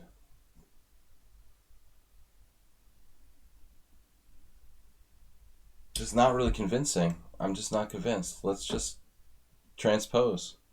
To be an IM, how much of your day do you dedicate to chess? Well, they can't take it away from me, although they should. Now black, probably worse after d4. Well, I mean, do you mean in order to become an IM? I mean, I was dedicating most of my time to studying chess. At that point, when I really achieved the IM title, I would study for hours every day, objectively, or play, whatever it took. But I mean, nowadays, I haven't been studying enough. This is just bad for black.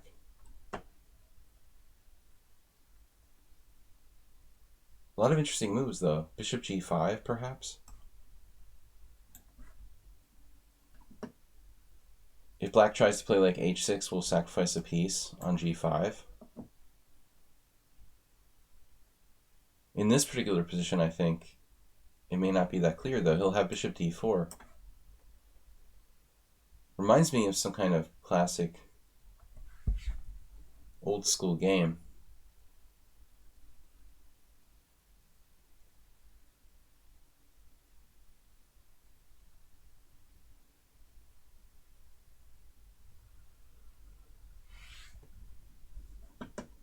Well, I'm a little bit bitter toward younger players making titles now because they've changed the rules so much that, I mean, I don't agree with rule changes that make titles easier to get.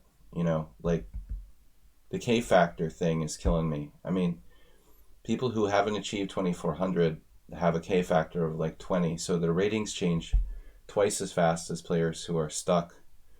I mean, it's not fair that my rating is like stuck on a 10K factor for the rest of my life, you know. I think the rating system is bogus.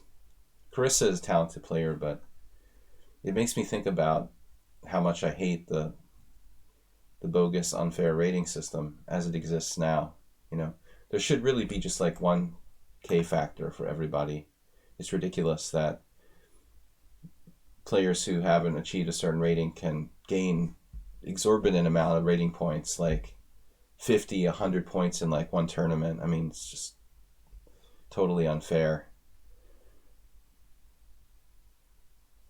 But she's a good player. I never met her, but she seems like if anyone deserves it, I guess Carissa's pretty good.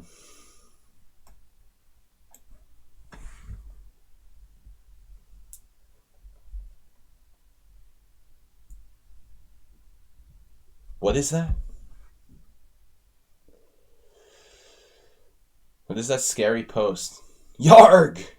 I'm gonna start a new book. Bludgeoning the... Wait, what was it, Acerbate?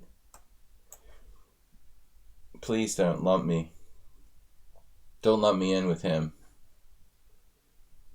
Alright.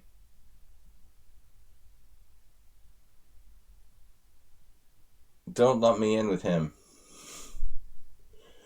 Chess Pirates.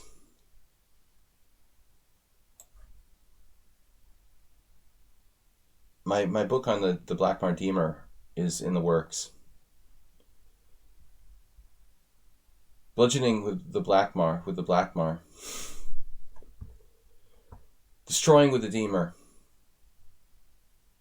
Blackmar.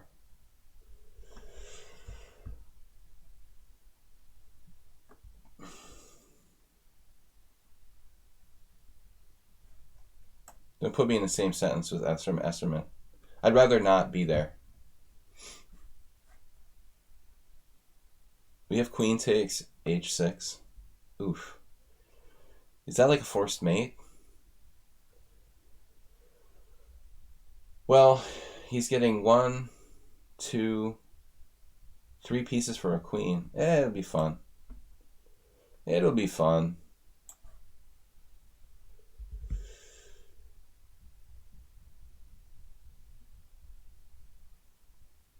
It's just nothing wrong with the Blackmar Deemer. It's just another opening like the Smith-Morrow that gives away all of White's opening advantage. Perfectly playable until you start playing strong players. What's up, Zen Chess? You played my first dozen or so shogi games today. Larry Kaufman. I've told the story how I played Habu in real chess. That was funny.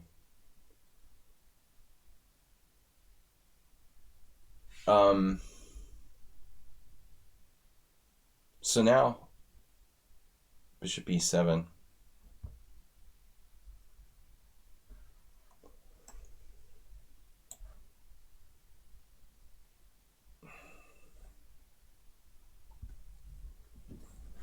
I'd rather not be. Can you take me out? It's not the chess part that bothers me.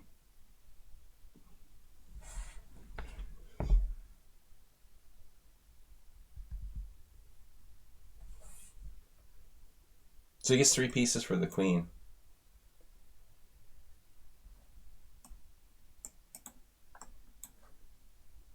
But h4, this is looking kind of scary for black.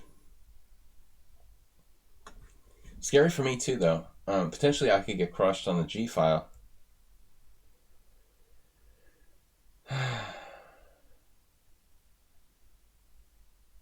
The Smith-Morrow is a good way to waste your white. You know, I think that works until you're probably around 1900. And then you need to start learning some sort of real openings.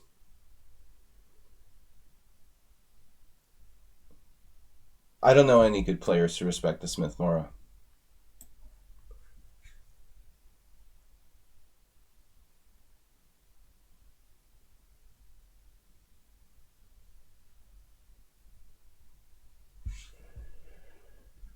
This is getting a little scary.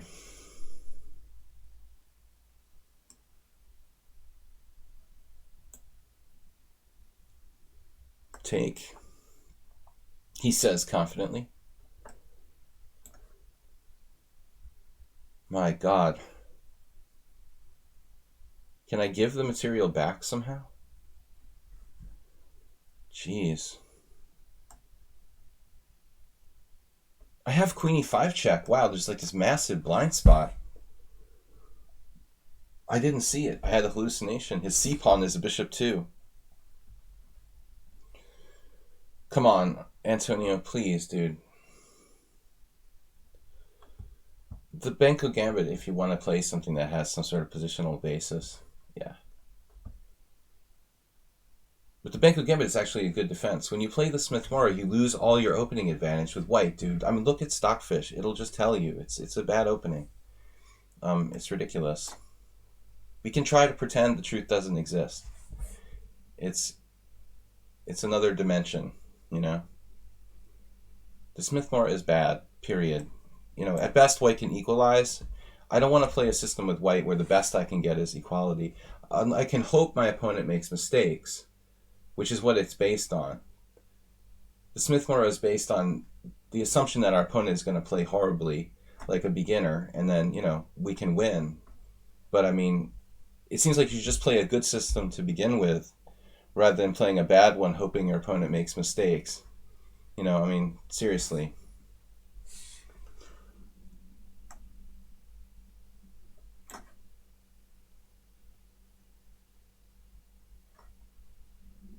What's the Braunstein Gambit arsenal?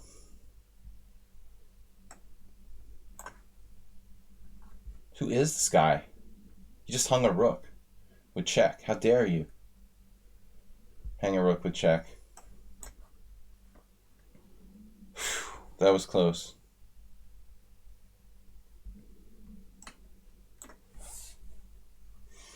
I get really animated about lies. Just lies.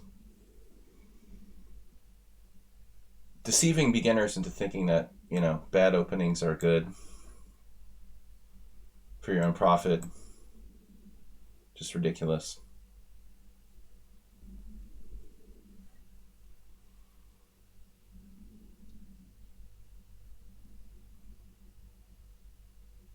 I don't know any GM who would respect the Smith-Morra. Not one.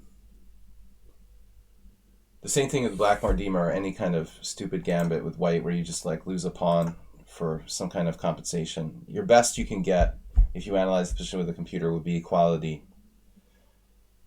It seems like why play something, why teach people to play something that's just patently bad as a gimmick, you know? D4, knight f6, g4, yeah. Probably on the same level as a Smith-Morra, objectively.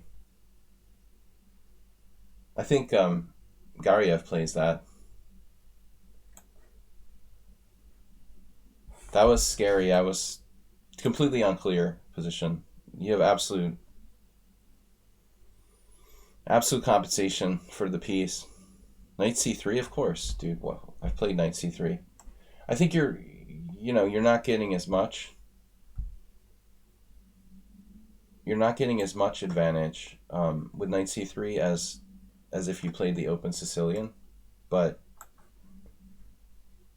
you're not giving away all your advantage to the point where you have to fight for a draw like the Smith-Morra.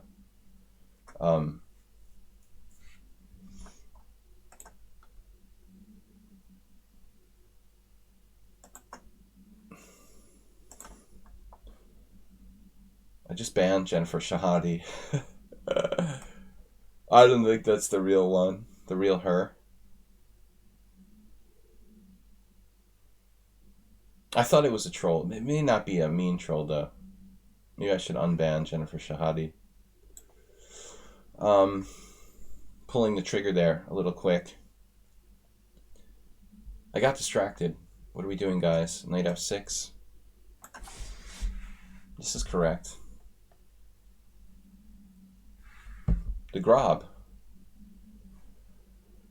Why is this weird?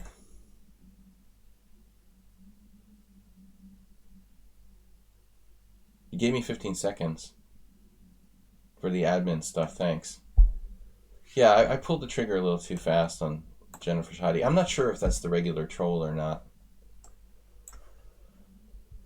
So, no, I don't think that knight c3 is bad. You're not losing a pawn, dude. You know, you're playing a closed position instead of playing the most critical line. I can't advocate unsound sacrifices and pretend that it's good, you know. I'm sorry. I have to say what I believe. It's the same as politics. So bishop g5, bishop e7, right?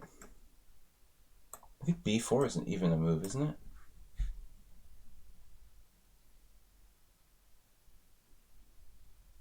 I know it's a troll, but there was a long time ago somebody who pretended to be Jennifer, and they were just kind of a friendly troll, you know? I mean, they weren't ever doing anything really bad, so I feel a little bit bad if it was that person, because they're not, like, they're just kind of joking around. I mean, I don't mind that, you know? I was just banning that other troll, like, 3 times today, so I kind of assumed it was them, but I'm not so sure. I feel bad banning innocent trolls. The other one is just getting to the point where it's really irritating and wasting our time. What's up, Mr. Coffee? Good to see you.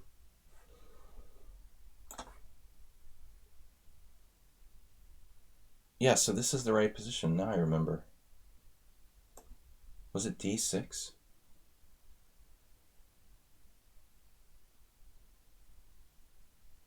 Huh. I was looking at d6 recently, I think. We had this game before.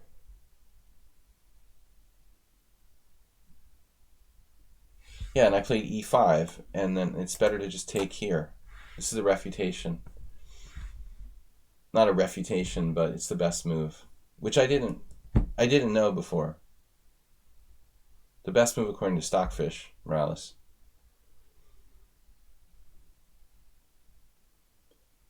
I'd be surprised if it's a novelty, actually. Just makes a lot of sense. Novelty for me.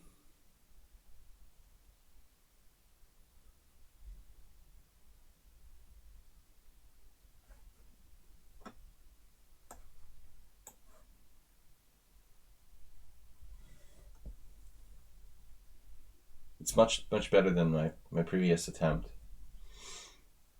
in this.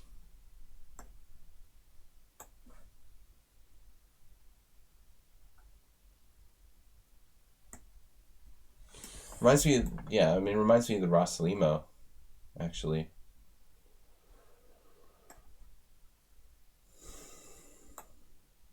Is this some sort of trap? I actually have knight takes e4, bishop e7, knight takes f2, knight takes e4, knight takes e4, bishop takes g5.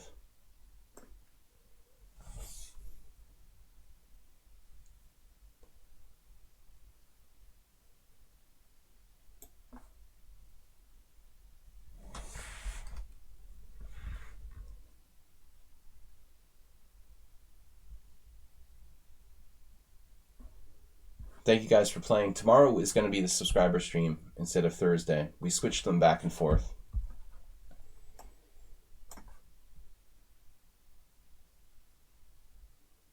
Oh, you have a secret move now. I didn't see that. That's not nice. It's not nice to fool with Mother Nature.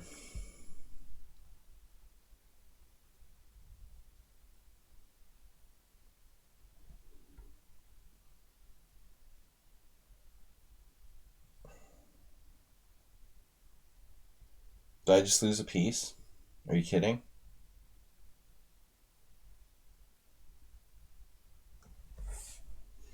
Knight h3 check?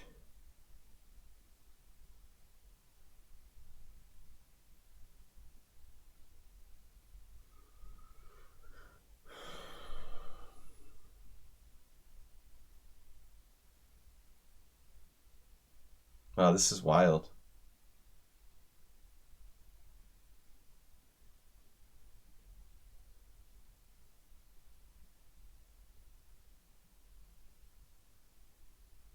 Rook e8. Bishop takes d8.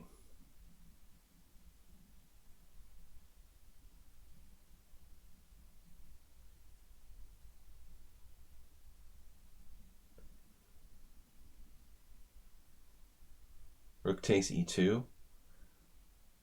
Knight takes e2. Losing a piece.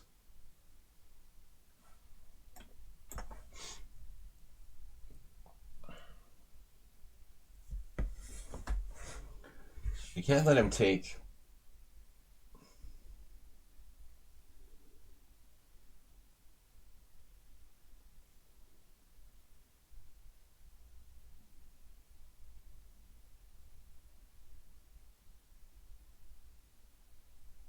Wow, really?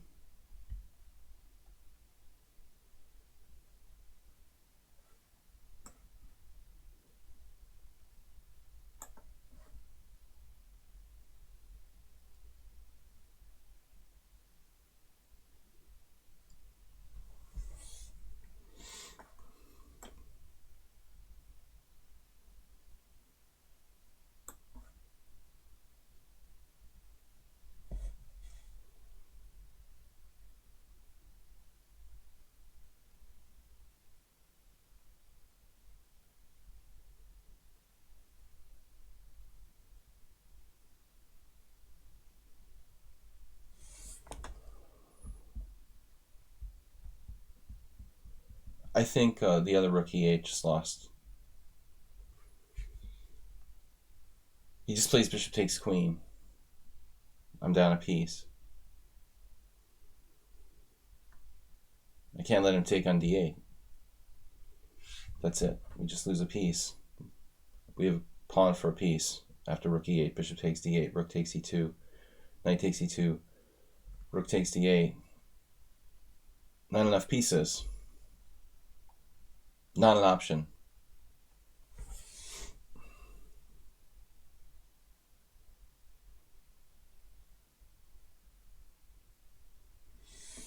Okay, guys, what time is it? 1 o'clock almost.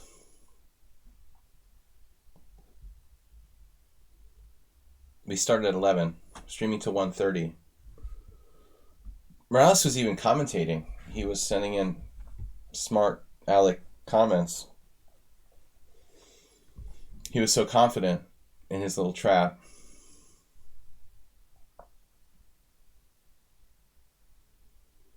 You think you're up a pawn after bishop takes d8, rook takes e2, knight g4?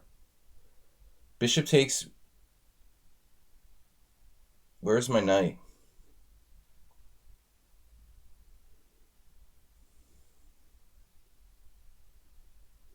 Don't I have like less rooks or something in that line? Yeah, we'll look after the game.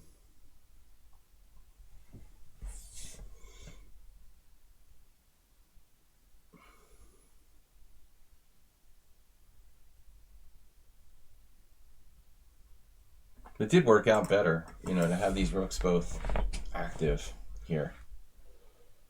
It's possible the king takes f2 is some sort of blunder. Although I don't know what other move is better. I feel like there must be something there for white. Better than the way he played this.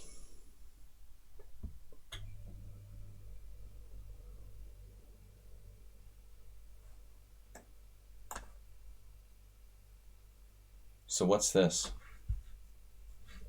We're just up the exchange?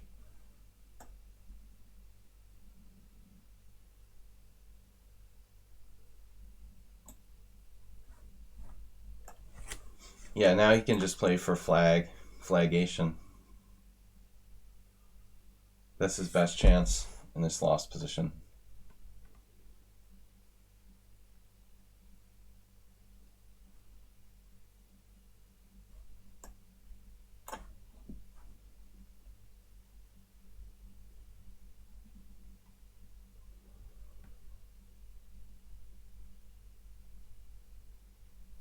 No flagging, it's 5+3.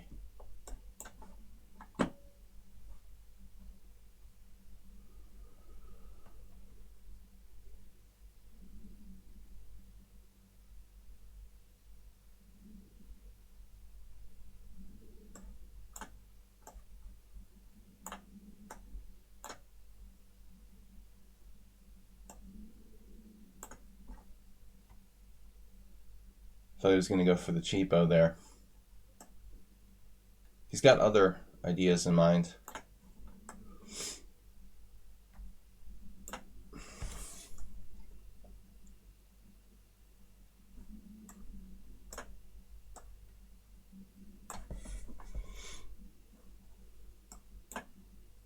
Classic endgame.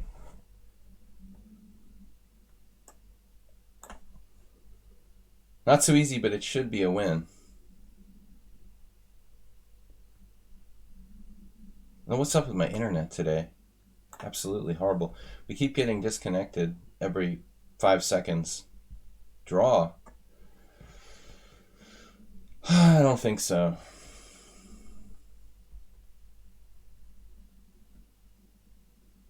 I mean, I don't know.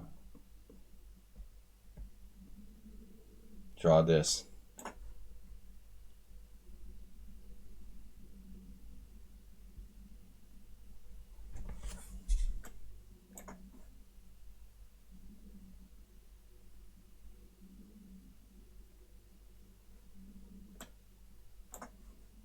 Shouldn't be a draw. Should be able to slowly make progress.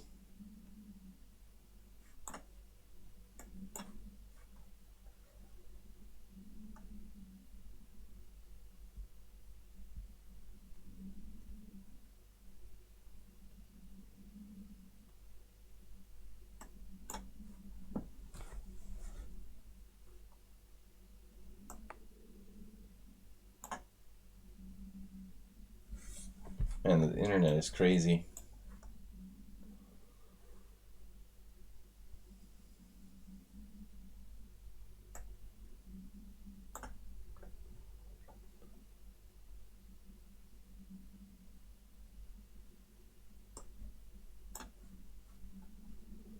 Let me in. Let me in. Little piggy, let me in. It's like The Shining. I'm gonna huff and I puff and I blow your house down.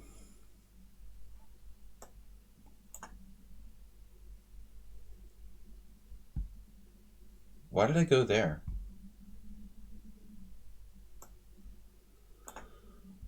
We'll go the other way.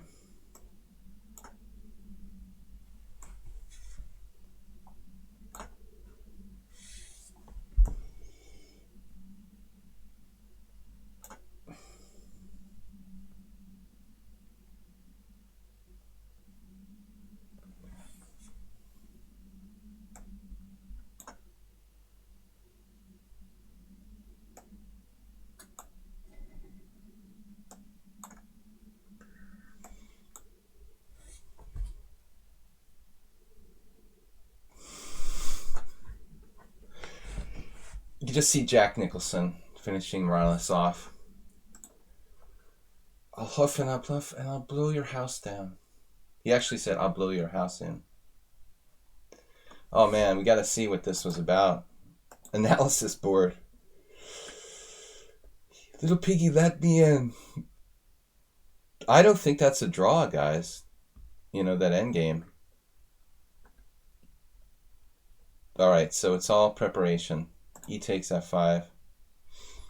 Matthias Wamaka, German Grandmaster.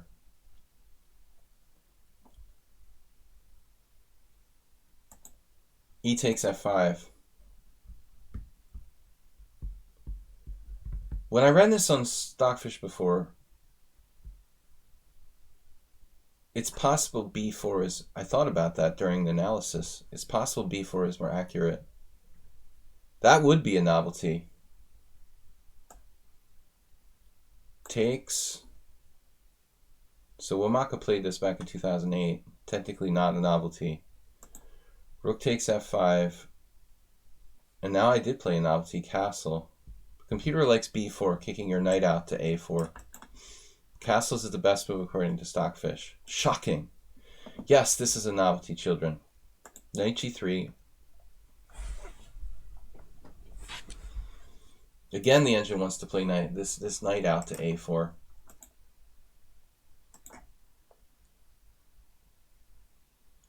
It looks like knight f2, rook f2 is a blunder.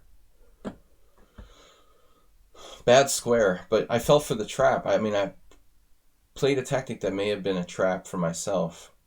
You should play rook f1 so as not to be vulnerable to any kind of tactics here. But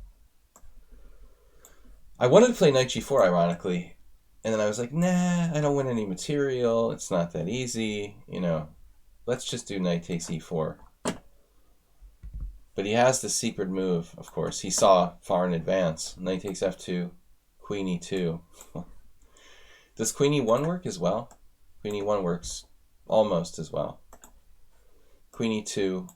So I even thought about knight h3 check. I mean, that desperate here. Rook e8. So rook e8, bishop d8, rook e2, knight e2. Children's. I can't save my knight and take the other piece at the same time.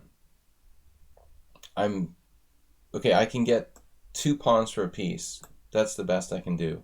Knight takes d3. Totally lost.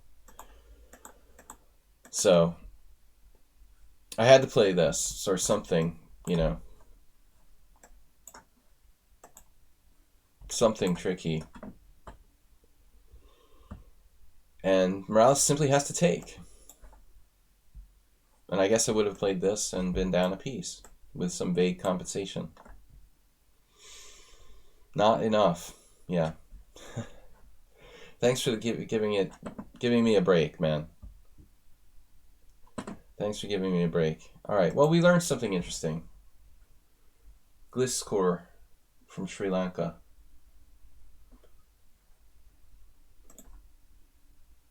I'm just taking random challenges today, guys. A waste of all your secret preparation, Antonio. What a waste. Of my secret preparation, actually. I hope to just eventually talk you out of playing this. You know. It's okay, though. It's not as bad as the Smith-Morra. I admit. Alright, guys, we have time for like one more. Come for the chess and stay for the food. Random challenges. You have your chance. You might have your chance. B3. Speaking, this is the Blobik system. Unbelievable. He's been training with Blobiks. Incredible. This is our pet variation with the blob. That's his favorite move, and he's up next. That's funny. Your ideas have spread all the way to Sri Lanka.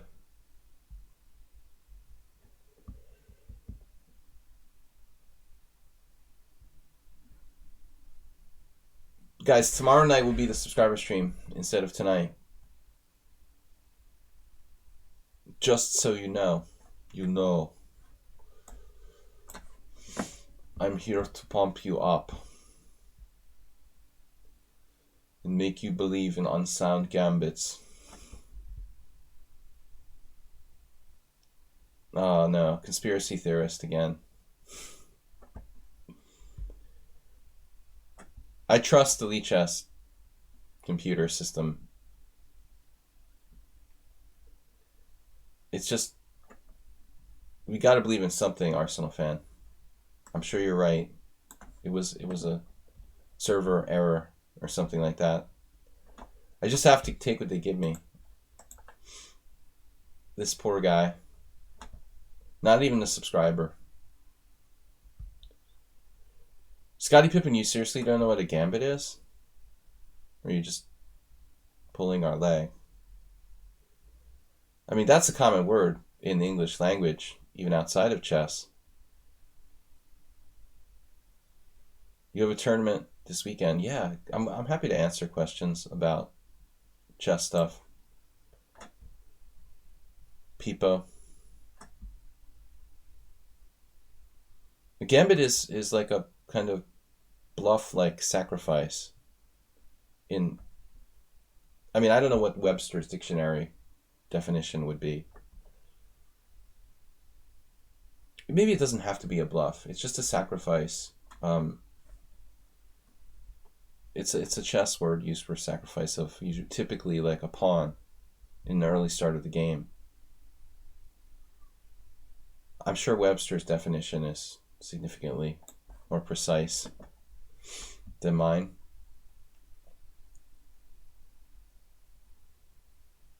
I mean, but people use the term gambit all the time, everyday conversation.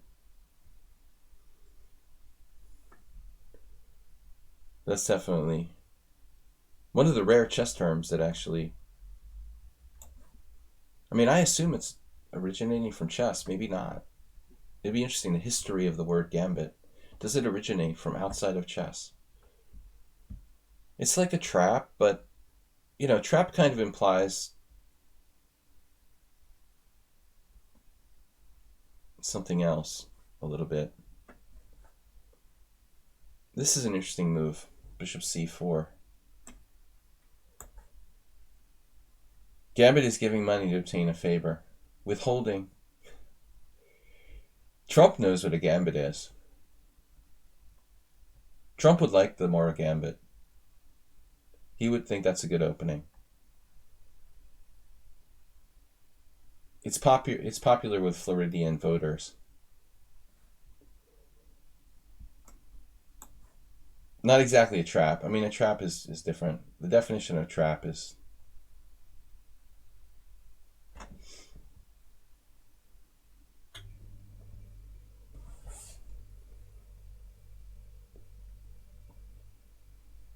more general and can be at any point in the game. The gambit generally regards the early opening of the game where you sacrifice a pawn for initiative. Basically what Berenson said. Yeah, gam comes from, obviously gam is a Latin root, you know, so this is a little concerning. And my e5 pawn can't really be properly protected. Not really thrilled about that. It may be a gambit.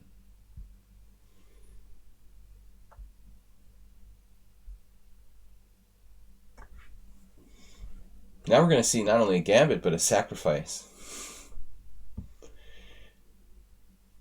Yeah, traps almost become a word that feels synonymous with bluff, like an incorrect.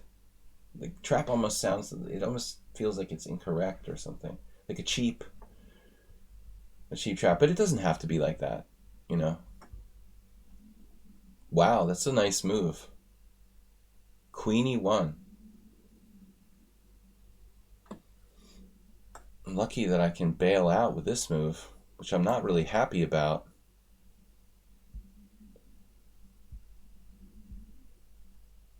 I guess I should be happy though. Be happy, happy, happy. Rats always escape my traps.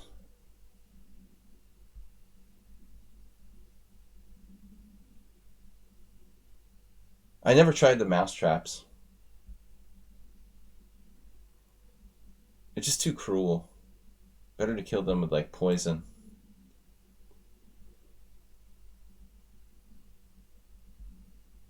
It's still slow and painful.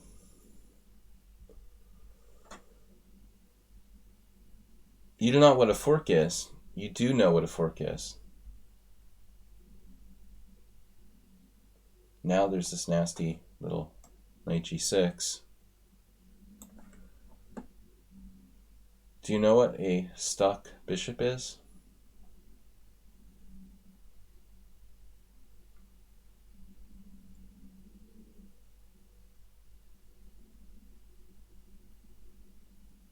I guess he should have exchanged on c6 at an earlier date. Now this is just...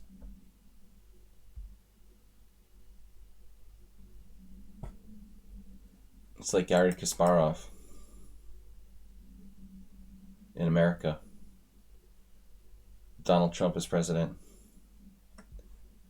It's been kicked out of Russia and now doesn't feel very safe where it is. A nice try though, c4. That would prevent a6 and b5. Desperate attempt to free his bishop. He could play d4, but this knight is attacked too. Unfortunately, this isn't going to save his bishop.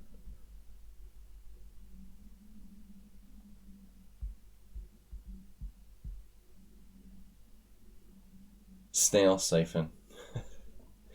My fish tank has too many snails in it. We need some help.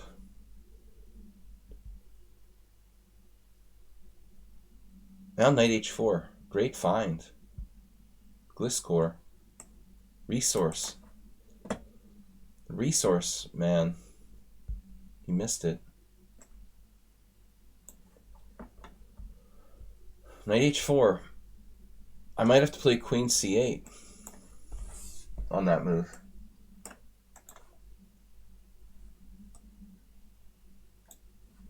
Now it's all over. Guys, we have time for one last game with Master Blobix. Hopefully I'll be white. He's pretty brutal with white. So Pippo asked, maybe you missed my question about, so I'm repeating it. It would be your approach.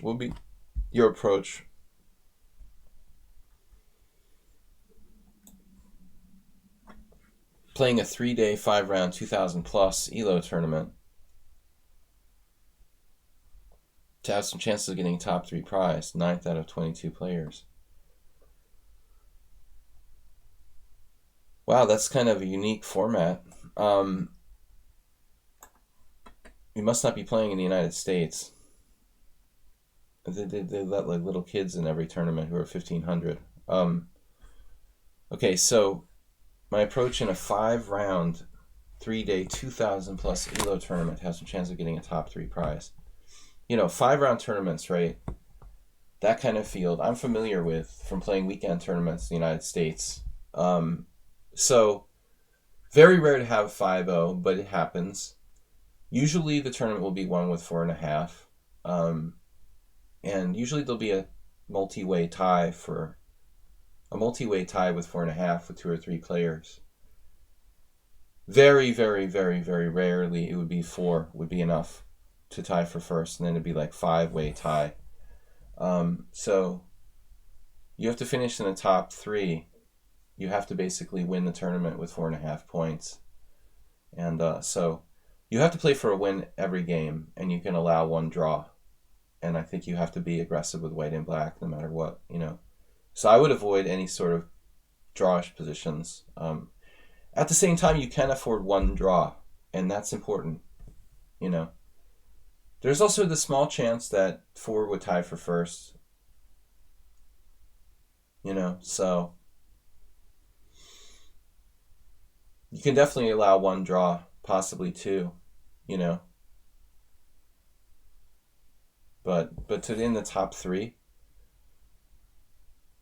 I mean, you really basically have to tie for first, and that means 4.5 points, which is tough. It is possible. The stronger the players are, the stronger the group, the more likelihood I think it would be like a 4 tie way, 4 points would tie for first. We see that sometimes. It can happen, probably like 20% of the time, like 4 would tie for first. So I wouldn't give up hope. Obviously, if a tragedy happens and you lose 1 game, you've got to win all 4, and just pray that there's a way you can get to 3rd place. All right, Blavic's last game. But just, you got to be aggressive with black. I mean, that's really important. You got to be aggressive with black, and you got to, I don't know your style personally, but you got to play for a win every single game. I mean, that's why it's much different from a round robin or even a 9-round tournament where you could afford more draws. Yeah, you can afford a draw. The Blavics. I think it's very much the minority of cases where 4 points would tie for first. But in a small, strong field, it's possible. I wouldn't give up hope if you were 2-1 or something. Blobby. I think this is good for white.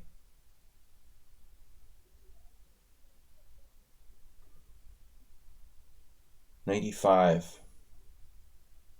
Yeah, I mean, I can't really give you too much advice other than that.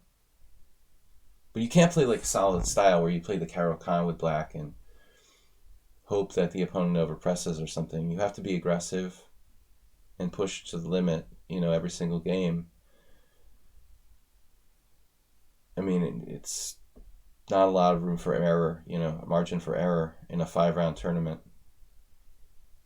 4 would be a good result, obviously, If you finish 4th and tied for 4th, I mean, with 4 out of 5, I guess there's maybe no prizes for 4th in that sort of situation.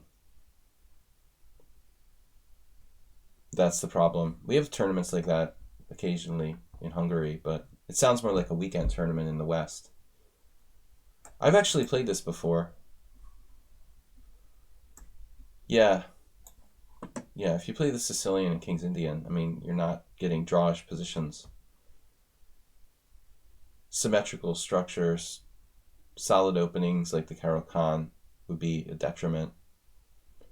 What's the best book to read for opening theory for someone 1,500 hasn't learned any theory? I like this really old book that's out of print. It's called Modern Chess Opening Theory. It's an old book from the 80s, but it's kind of advanced, a little more advanced, although digestible at every level. The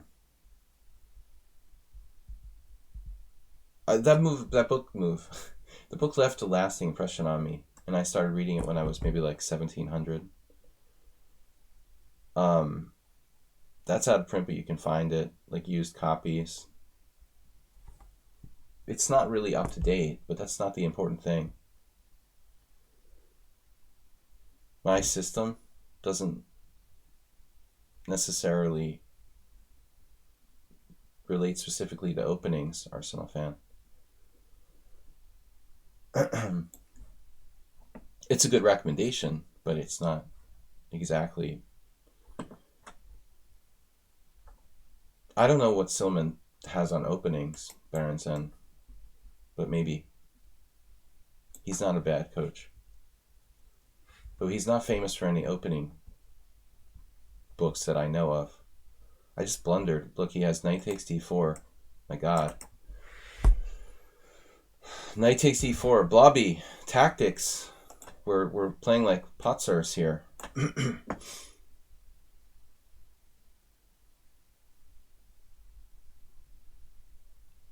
I'm sure that someone has books for every occasion, and I respect him. He's not a snake oil salesman like a lot of other people I talked about today. I recommend Silman for the Endgame book, for his books for amateurs, but specifically for opening book, I'm not sure if he has a book on opening. Like, his books generally are a good recommendation, just like my system. Quasi said, I crushed my first 1900 in Blitz 3.0 game. Good job. I saw you were like a little lower than that. Blubix is cranking up to c5.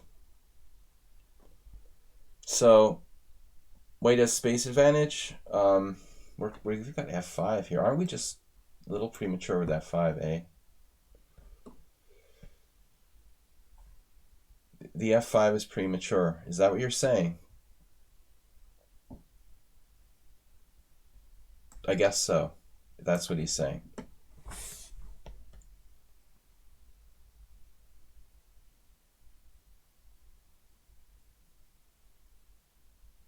We need a little more development. I can't prevent c5. I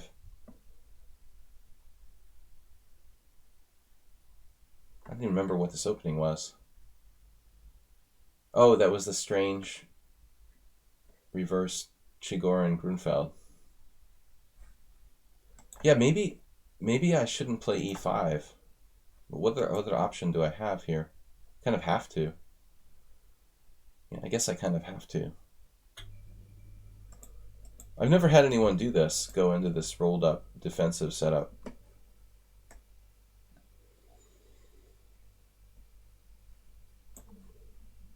Very solid play by Blobix. Oh man, internet is dying. Looks like the internet is dying. Oof.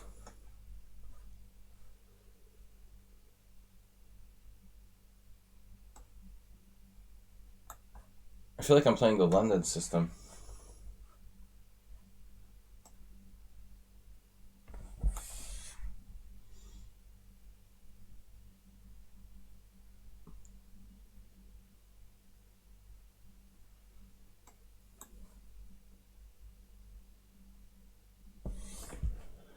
My name is Luca, and I live on the second floor.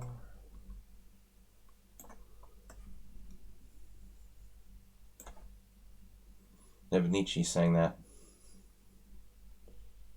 Alright. Oof. It's like Morales's.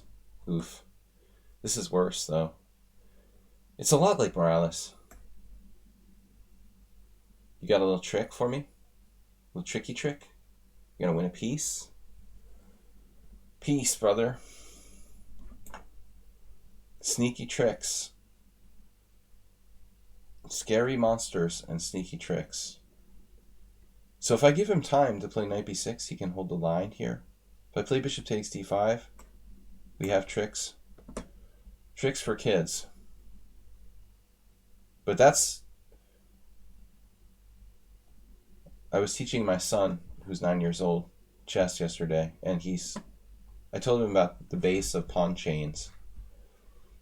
When you destroy the base of the building, it falls apart, right? Very fundamental.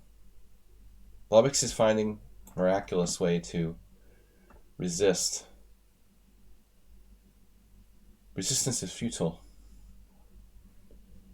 Mr. Blob. Mr. Blob. What do you think about G4? How do you feel about that? Or just a rook sacrifice? I like rook sacrifices.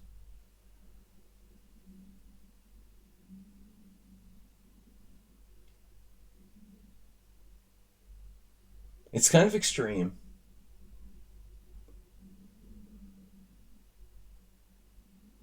Extreme solution.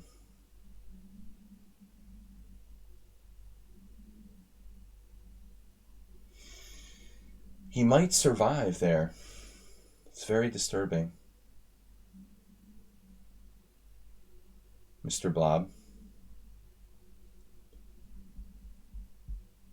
I can't resist. Blob usually believes my sacrifices. Like if I play rook f6, he won't take it. He'll just leave it there. Hopefully the same effect here.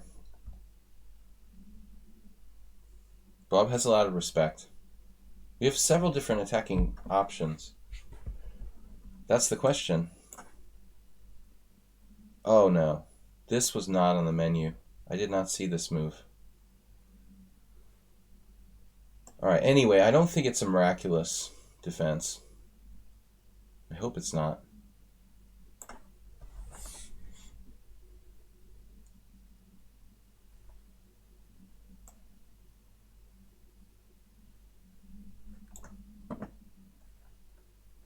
He did a great job, though.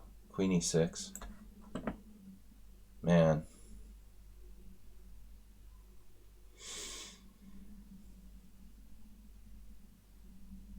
Sacked a whole rook. Our chat is not good. Let me try to refresh here. I hope the stream is still working. Actually, it looks like it is. At least the video is working. Still connected to the internet. It's just Twitch that's messed up. Desperado. Alright. It's a desperado. Very principled. Knight takes d4.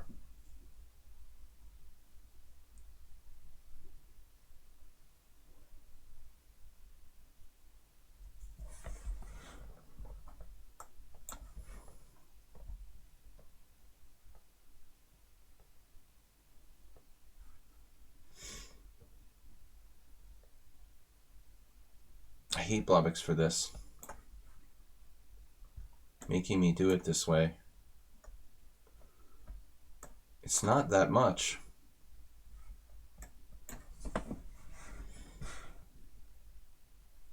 What did I do? I won a couple pawns.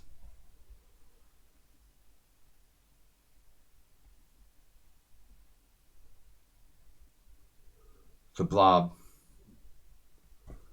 Blob is hanging tough. Ooh, I do have a temptation to play e6 here, which is not healthy. Is not healthy. Don't do it.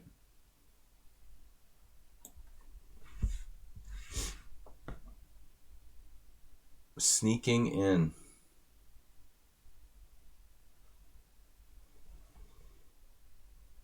Stay away from the chalupa, man. I should have played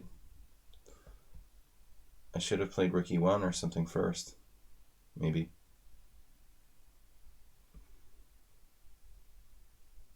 Oh, he's bailing out now. He's a bailer. Alright, we got him. We got him. Pawn. 2 pawns.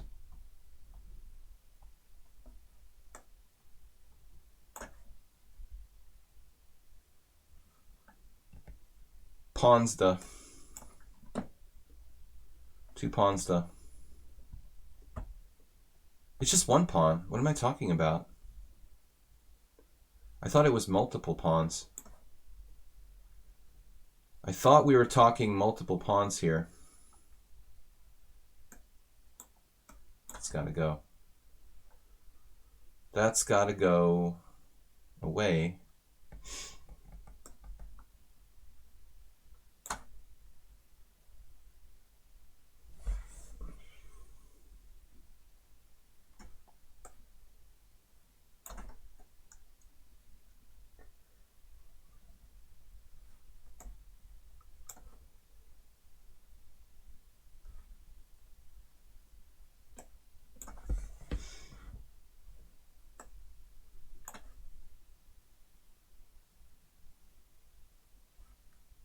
Uh-oh.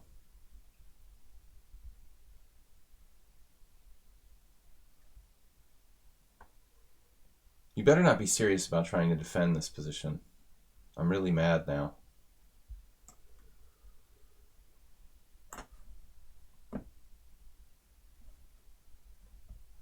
I'm only going to be 2 pawns up when the smoke clears. Wow, what's that? Sneaky moves.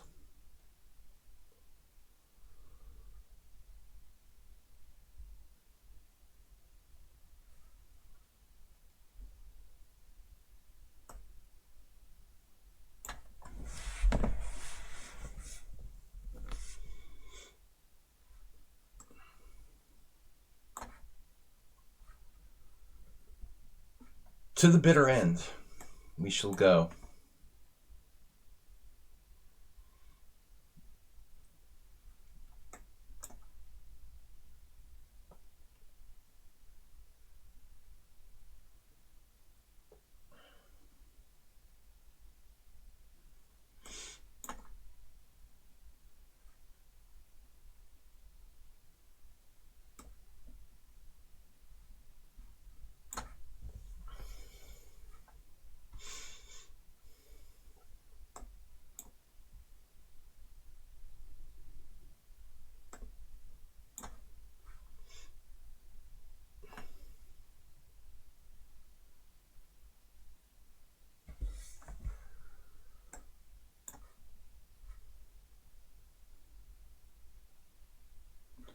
All right, I think we lost the Twitch chat. You guys are still there? Twitch is down or something. Whoa.